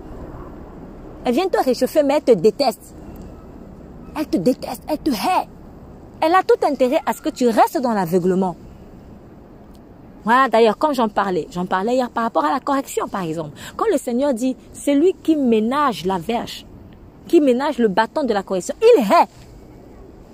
Prenons ça au sérieux, hein. C'est pas un mot comme ça. Quand tu ne corriges pas, en fait, quelqu'un, tu le détestes. C'est la vérité, tu le détestes, en fait. Donc, si moi, en tant que père, en tant que mère, je ne corrige pas mon enfant, en fait, je ne l'aime pas vraiment. Vous comprenez pourquoi le vrai amour, sans Christ, tu ne peux pas l'avoir. Même pour ton propre fils, c'est impossible. Tu ne peux pas. Si tu n'as pas le Saint-Esprit, tu ne peux pas vraiment aimer ton enfant. C'est pas possible. Voilà pourquoi on se retrouve, quand Christ arrive dans une maison, le père se retourne contre le fils, la mère se retourne. Tu vas te dire, mais je pensais que mon père m'aimait, je pensais que ma mère m'aimait. Mais c'est impossible que même ton propre père, ta propre mère t'aime s'il n'a pas le Saint-Esprit. Car le véritable amour vient du Saint-Esprit. Et quand j'ai donné ma vie à Christ et que j'ai des enfants, c'est à partir de ce moment-là que je vais vraiment apprendre à aimer mes enfants. Parce que l'amour que je donnais là, c'est un amour quelque part peut-être égoïste. J'ai peur que l'enfant me dise des choses mauvaises ou que pense que je l'ai abandonné, du coup, je vais flatter. Donc, finalement, qu'est-ce que tu aimes vraiment? C'est l'enfant que tu aimes ou c'est toi-même que tu aimes? C'est ça. Juste pour que des gens ne nous abandonnent pas, on est prêt à tout, hein, souvent. Mais c'est toi que tu aimes. Mais Jésus, lui, n'a pas eu peur d'être abandonné. Pourquoi? Parce que justement, il nous aimait passionnément. Parce que Jésus nous aimait passionnément, il n'a pas eu peur d'être abandonné par nous. À l'envers. Oh Seigneur, remets les choses à l'endroit. On est trop à l'envers, on marche trop à l'envers. Remets les choses à l'endroit, je reprends. Jésus, parce qu'il nous aimait tellement, n'a pas eu peur d'être abandonné par nous. Et on l'a abandonné. Donc quand toi tu veux trop attacher la personne à toi, ce n'est pas l'amour, c'est même la haine. Tu es tellement viscéral dans la possessivité. Tu es trop possessif. Mais quelqu'un de possessif, c'est pas l'amour, ça. Ça, c'est diabolique. Vous voyez donc, c'est pas l'amour. Dieu vient purifier et sanctifier les relations paternelles, maternelles, etc. Les relations de filiation, en fait. Les relations amicales, les relations, toute forme de relation. Deux personnes fusionnelles ne s'aiment pas forcément. La fusion ne veut pas dire amour. La fusion ne veut pas forcément dire amour. Si le Saint-Esprit n'est pas dedans, sachez qu'il n'y a pas un vrai amour dedans. C'est cela. C'est cela. Donc, quand le vent du midi est arrivé, ils ont cru être maîtres de leur destin. Ce vent qui vient pourtant réchauffer, un vent qui est bien. Parce que quand on a faim, on sent bien en fait au chauffage et tout ça. C'est bien. Donc, vous voyez que le confort n'est pas forcément la vérité, hein. Ah, que vraiment on puisse retenir ça. Le confort n'est pas la vérité parce que quand on est mal, le vent du midi vient, il vient apaiser. Mais c'est pas parce que tu es dans l'apaisement que tu es dans la vie. Tu es même en train d'aller mourir. On est en train de couper ta tête comme ça gratuitement comme un bœuf. Ouf, que Dieu nous aide. Et en revanche, quand on va voir Euroclidon, hey, c'est mauvais. Euroclidon vient te sauver. Il aime pétier mais il vient te sauver. C'est lui qui t'aime vraiment. Et après, quand Euroclidon va te parler, on ne m'aime pas ici, on ne m'aime pas là-bas. C'est faux. C'est vent du midi là qui te déteste. Le monde à l'envers. Que Dieu nous donne le discernement. Que Dieu nous montre ce que c'est que le vrai amour.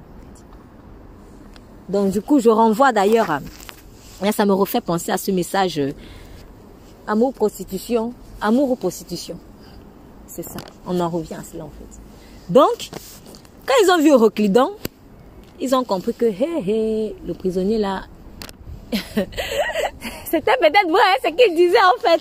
Et là, ils ont tout perdu. Ils ne maîtrisaient plus rien. Ils ne maîtrisaient plus rien. Où était dans l'expérience? Nulle part. Où était dans la majorité des voix? Nulle part. Mais où était l'apôtre Paul? Il regardait dans l'assurance. Pendant ce temps, l'apôtre Paul était dans un entretien angélique. Ouh, alléluia.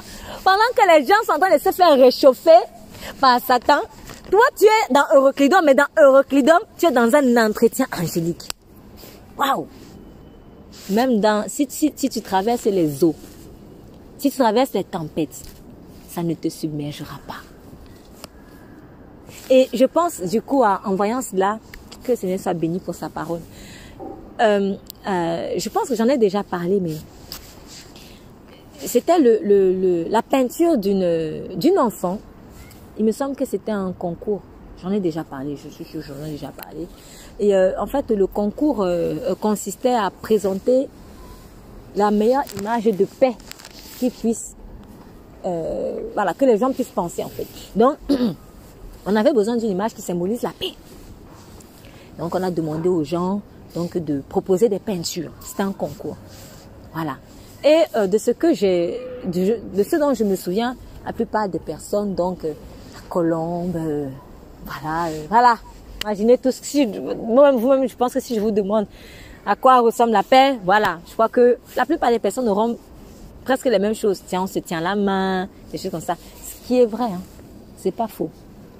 Mais il y a eu la peinture d'une enfant qui a intrigué. Elle avait dessiné une grande tempête. Et il y avait au-dessus de la mer, en tempête, un rocher. Et au sommet, dans le creux du rocher, un petit oiseau. Très confortable. Et la tempête était en train d'être déchaînée. Et lui, il était là protégé dans le creux du rocher, au milieu de la tempête. C'était ça la paix pour elle. C'est ce dessin qui était retenu. Parce que il était original. Et moi j'ai envie de dire, c'est cela la paix selon Dieu en fait, qui est pour nous. C'est que même au milieu de la tempête, même au milieu des vents impétueux, toi tu es dans le creux de Jésus-Christ. Pendant que les autres sont en train de s'embrouiller, toi tu es en train de t'entretenir avec lui, dans la paix. Pendant que certains étaient jetés dans la fournaise, ils étaient dans un entretien avec Jésus dans le feu. Alléluia. Alléluia. La paix. C'est ça la vraie paix en fait. Mais pour la vivre, il a fallu que Paul ait foi en l'avertissement de Jésus qu'il avait donné depuis le début. C'est cela en fait. Donc, quand tu fais confiance à l'information que Dieu t'a donnée depuis le début, qu'il y ait les réchauffements, qu'il y ait peu importe tout ce qui va venir, qui pourrait peut-être contredire ou te faire croire que finalement, voilà, c'est pas ça. Reste dans le creux de Jésus-Christ, le creux de ses mains. C'est cela. Euroclidon ne viendra pas contre toi. Euroclidon vient contre ceux qui n'ont pas eu foi en lui. C'est ça en fait. Mais toi, ça ne peut pas te submerger. Parce que c'est Dieu qui ordonne à Euroclidon où il doit aller et où il ne doit pas aller. Jésus parle aux tempêtes. Tais-toi! Et elles se taisent. Voilà pourquoi il dormait aussi au milieu de la tempête. C'est cela. Il avait foi. Jésus-Christ savait qu'il devait arriver à Gethsémani. Pardon, il devait arriver à Génézareth. Je veux dire autant pour moi. Là où il devait délivrer le monsieur qui était possédé d'une légion, à Génézareth. Donc, quand monte qu'on descend, Jésus savait qu'il ne pouvait pas mourir là, en pleine mer. Il devait arriver à Génézareth. C'est la même chose avec Paul. Paul savait qu'il devait comparaître devant César. Il ne pouvait pas mourir en pleine mer. Il s'est appuyé sur cette parole. Quelle est la parole en fait que Dieu t'a donnée par rapport à ton avenir? Et accroche-toi à cela. Et ne laisse pas ce qui vient te faire croire que tu ne pourras pas y arriver parce que tu juges que tu es en train de vivre. Tu dois comparer devant César. Même si c'est encore pour mourir, c'est pas grave. Mais en moi, c'est à ce moment-là que tu mourras. C'est pas grave. De toute façon, tu mourras pas. Tu vivras éternellement, même si tu meurs. Tu dois comparer devant César. Tu dois arriver à Génézareth. Donc, ce n'est pas un vent impétueux qui va t'empêcher d'y arriver. Ce n'est pas les moqueries des gens qui vont t'empêcher d'y arriver. Tu arriveras. Coûte que vaille. Fais-lui seulement confiance. Et reste dans le creux de son rocher.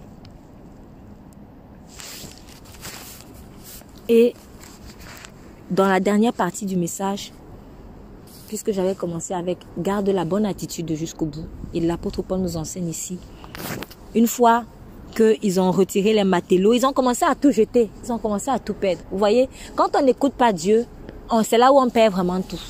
S'ils avaient écouté Dieu, ils auraient peut-être pris notre direction, ils seraient arrivés à destination intacte, avec tous leurs biens. Et c'est là où vous voyez que quand Dieu, vous avez l'impression que vous vous êtes dépouillé de biens en fait matériels. On croit que Dieu a un problème avec nos biens matériels. Dieu n'a pas un problème avec nos biens matériels. Dieu a un problème avec la relation que nous avons avec nos biens matériels. Quand il a donné le message par l'apôtre Paul, il a dit « Je vois que la navigation sera accompagnée de périls et de grands dommages, non seulement pour le vaisseau et sa charge, donc pour le bien matériel, mais encore pour nos propres personnes. » Ce qui veut dire que Dieu voulait sauver quoi? Et les personnes et les biens matériels. Mais comme ils n'ont pas écouté, ils ont perdu les biens matériels. Et ils auraient même pu perdre leur vie. C'est seulement que Dieu leur a fait grâce. Donc souvent, quand on perd même les biens matériels, c'est notre entêtement, souvent. Sauf si c'est le brisement de Dieu pour un temps. Ok, mais très souvent aussi, on va s'en prendre à Dieu. Mais en fait, ce n'est pas Dieu. C'est mon entêtement. Mais sinon, Dieu veut même te bénir matériellement. C'est moi, pas mon entêtement, qui me prive en fait d'être béni matériellement. Mais c'est pas Dieu. C'est pas Dieu. C'est pas Dieu. Ça, je ne parle pas du cas où Dieu veut te briser particulièrement. Parce que oui, il y a des cas comme ça. Il veut te briser en fait pour que tu apprennes non plus à dépendre en fait. Tu ne t'appuies plus sur tes biens matériels, mais que tu t'appuies sur lui. Je ne parle pas de ce cas-là.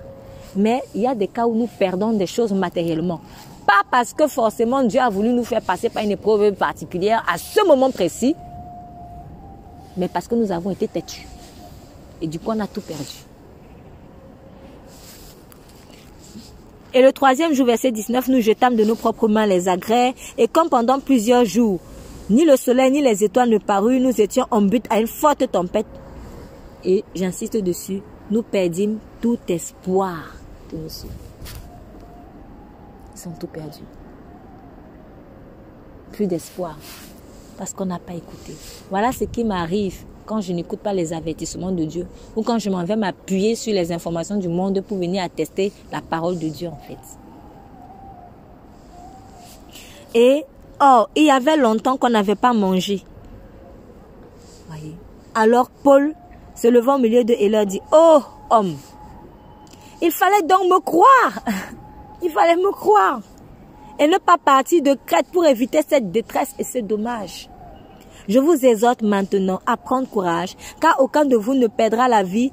Le vaisseau seul périra, car un ange de Dieu à qui je suis et que je sais m'est apparu cette nuit et m'a dit, Paul, ne crains pas, il faut que tu comparaisses devant César. Et voici, Dieu t'a donné tous ceux qui naviguent avec toi.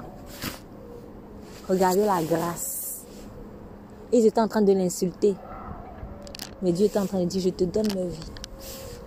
Et à cause de toi qui es dans ce bateau, personne ne mourra. Souvent, on est vivant par la piété de quelqu'un.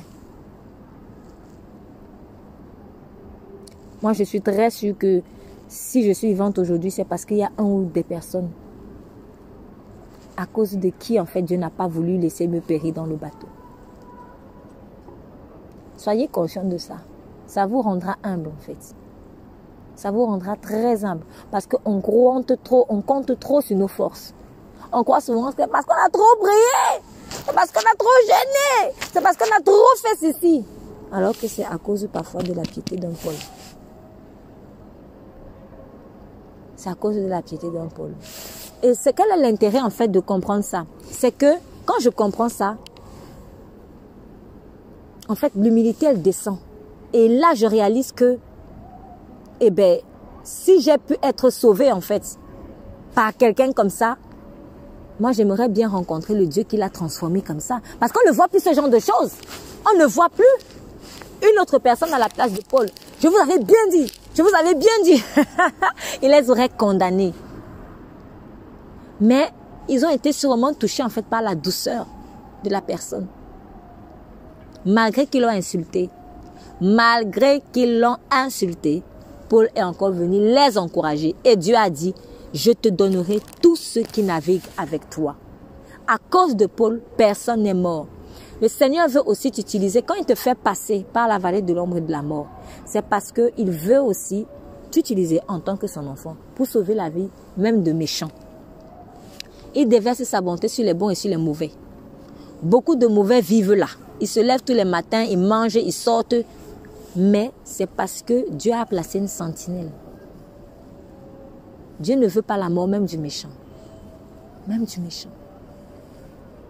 Donc, il faut que je prenne conscience que moi, sûrement un jour, j'ai été au bénéfice en fait de la foi de quelqu'un. Et que ce n'était pas par mes forces que j'ai été sauvée. Mais c'est par la grâce de Dieu. Deuxièmement, quand j'ai maintenant été touchée, j'ai accepté cette grâce de Dieu. Il faut que je me dispose aussi à être un Paul. Donc, je vais me ramasser des coups. On va me faire du mal. Je vais donner des messages, on ne va pas me croire. On va même se moquer de moi. Les vents du midi vont venir conforter le fait que je sois en apparence mauvais. Mais le jour où Dieu vient intervenir, eh ben, les gens vont se retourner vers moi. Et ça va les toucher. Et ça va les toucher en fait.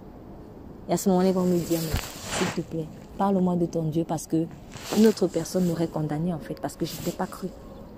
Paul a donné à manger à ses ennemis. C'est cela aussi. Donner à manger à ton ennemi. Donne-lui à boire. Car il manquait d'espoir. Paul est venu leur donner la nourriture de l'espoir. Vous ne mourrez pas. Parce que ces gens-là attendaient déjà la mort. Paul est venu leur donner l'espoir. Tu ne mourras pas. Tu m'as fait du mal, mais tu ne mourras pas. Car le Dieu que je sais m'a dit, je t'ai donné la vie de ceux qui naviguent. Maintenant, si je suis fou pour dire à Paul, non, moi, tu ne vas pas me couvrir, hein, je ne veux pas. Je vais mourir. Donc voilà pourquoi je parle en fait de l'humilité. Voilà pourquoi je parle de l'humilité. Si je n'ai pas appris à être au bénéfice, en guillemets, de la foi de quelqu'un pour que je sois sauvé, je n'accepterai jamais d'être utilisé comme un Paul pour que d'autres méchants soient sauvés. Je n'accepterai jamais. Donc, ayons vraiment ce cœur humble et même si c'est difficile, donnons encore l'espoir, même à nos ennemis, en tout cas en particulier à ce que Dieu nous a donné. Parce que, alors, quand je dis ceci, c'est pour dire quoi? C'est pour dire qu'il y a des personnes, je le dis toujours et je le redirai toujours parce que c'est quelque chose que j'ai vraiment appris et je sais que c'est important. Quand on t'a fait du mal, il faut pardonner. Maintenant, quant à l'avenir de la relation, il faut que tu demandes au Saint-Esprit si la relation doit se poursuivre ou s'il faut que les chemins se séparent. C'est important parce que pardon ne signifie pas toujours réconciliation et qu'on recommence comme avant et tout ça. Parfois, il faut que des chemins se séparent. C'est important en fait. Surtout, si la personne même n'a même pas reconnu ses torts. Parce que ça peut être après dangereux. Et il ne faut pas non plus se jeter dans la gueule du loup bêtement comme ça. Donc, prenez courage car j'ai cette confiance en Dieu qu'il en arrivera comme il m'a été dit. Et c'est effectivement ce qui s'est passé. Donc, quand vous lisez à la fin, je vais directement à la fin. Alors, les soldats furent d'avis En attendant, verset 33, le jour vint, Paul les exhorta tous à prendre de la nourriture en disant, c'est aujourd'hui le 4e jour, vous êtes sans manger. Ils ont mangé et il les a encore rassurés. En fait, il passait le temps à les rassurer en disant, mais manger, etc. C'est lui maintenant le prisonnier qui les fortifié. Et à ce moment-là, on a vu qui est le véritable prisonnier et qui est le véritable homme libre. On a vu qui est le véritable prisonnier et qui est le véritable homme libre. Et c'est eux qui se sont retrouvés être les prisonniers, en fait, les prisonniers du manque d'espoir. Et c'est lui le prisonnier, l'homme libre. Là, ils ont compris que le vêtement, là, c'est que de la pacotille. C'est l'être intérieur qui est important. C'est cela. Donc, si tu gardes ta passion, si tu donnes à manger, en fait, et à boire à ton ennemi, à ce moment-là, en fait, ton ennemi, ses yeux vont s'ouvrir, les charbons Adam vont venir sur la tête, il aura un peu honte et tout ça. Mais à ce moment-là, ses yeux vont s'ouvrir et il va voir que, en fait, le vrai prisonnier, c'est lui. Et c'est ce que Dieu fait avec nous, remarquez. Toute notre vie de sanctification, on est sûr. Non, moi, c'est ça, hein, c'est ça. Et à chaque fois, quand tu ouvres les yeux, tu te rends compte que tu es, excusez-moi l'expression, excusez-moi, tu es bête. On se sent bête. On se sent bête. On se sent bête. On se dit, oh là là, purée, mais qu'est-ce que je faisais comme ça? Tu te sens tout bête. Et là, tu dis, Seigneur, pardon, pardon, pardon. Voilà, donc, si on agit comme ça avec Dieu, voilà comment aussi il veut nous utiliser pour ceux qui nous font du mal. Parce que quand on s'entête vis-à-vis de Dieu, on le blesse. Il faut savoir ça.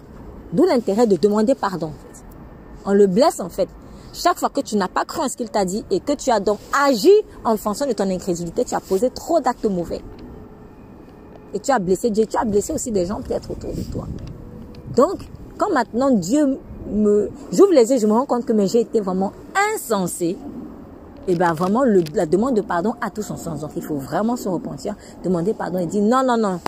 Ah, non, je réalise que c'est moi qui étais vraiment dans l'erreur. C'est moi qui étais vraiment le prisonnier. Et si Dieu me proposait plutôt le chemin de la liberté que moi je voyais être le chemin de la prison. Voyez. Donc, c'est cela. Et voyons à quel point aussi l'apôtre Paul a poussé son amour. Parce que ce n'est pas parce que Dieu a donné, ce n'est pas parce que Dieu a sauvé la vie de ces gens-là que tous ont changé de mentalité. Hein. Parce qu'on vous dit que au verset 41, et rencontra un endroit qui avait la mer des deux côtés, le vaisseau y échoua, et la proue était engagée avec force, demeurait immobile, mais la poupe se rompait par la violence des vagues. C'était vraiment quelque chose de... J'imagine c'était très très violent. Alors les soldats furent d'avis. Vous voyez, encore les avis. Toi tu penses quoi? Toi tu penses quoi? Toi, tu penses... Mais arrêtez d'aller demander les toi tu penses quoi? Va demander à Dieu ce qu'il pense. Mais ils ont encore compté sur les béquilles de leur propre sagesse. Et les soldats furent d'avis de tuer les prisonniers, de peur que quelqu'un d'eux ne se sauvât à la nage. Ils ne savaient même pas que dans les prisonniers il y avait Paul. Le même Paul qui vous a encouragé. Le même Paul qui vous a donné l'espoir, tu vas encore le tuer. Juste parce que tu as peur que tu arrives devant César, César lui te tue parce que Paul s'est échappé. Quelle méchanceté. Vous voyez? Quand Dieu bénit, ce n'est pas parce que Dieu bénit, te dit bénis le méchant là que le méchant là va changer. Donc du coup, quand on va donner à boire, ne donnons pas à boire dans les... J'espère qu'en lui donnant à boire, il va vraiment alors changer. Non, non, non, non. Ne mets pas ton espoir dedans. Parce qu'il peut ne pas changer. Il peut vouloir même encore te tuer. Donne-lui à boire à cause de Jésus. Voilà pourquoi je dis que quand tu pardonnes, ne t'empresse pas d'aller courir encore dans la relation. Si Dieu te dit réconciliation, obéis. Faut te réconcilier, sinon tu n'auras pas pardonné vraiment. Mais si Dieu a dit, mets-toi un peu à l'écart. Mets-toi aussi à l'écart. Parce que lui seul maîtrise le cœur des gens. Mais même si celui qui veut te tuer te demande de l'eau, il faut donner. Il faut donner, Dieu te protégera. Il faut donner. Le même Paul qui les a fortifiés, là où il n'avait plus d'espoir, c'est maintenant, on va encore le tuer. Quelle méchanceté. Alors qu'il venait de recevoir la grâce de Dieu. Et que, en même temps que Dieu était en train de vouloir sauver leur vie, en même temps, ils étaient en train de vouloir tuer, ôter la vie du messager de Dieu. Wow. Pendant que toi, tu veux sauver quelqu'un de la mort, la personne, elle cherche plutôt à te donner la mort en même temps. En même temps. Mais c'est ce que Jésus a fait à la croix. En même temps, quand il était en train de lui donner la mort, en même temps, il était en train de nous donner la mort. De nous donner la vie, pardon. Pourquoi? Parce qu'ils ne savent pas ce qu'ils font. Ils ne savent pas. Ils ne savent pas. Mais qu'est-ce qui va me permettre de ne pas avoir peur, de tenir bon? C'est que je sais que je suis de façon, je ne mourrai pas. Même s'il vient me poignarder, je ne mourrai pas. Je vivrai. Et si je meurs, je vais encore ressusciter. Si je meurs, je vais encore ressusciter. Et ainsi de suite, car j'ai la vie éternelle. Éternel recommencement.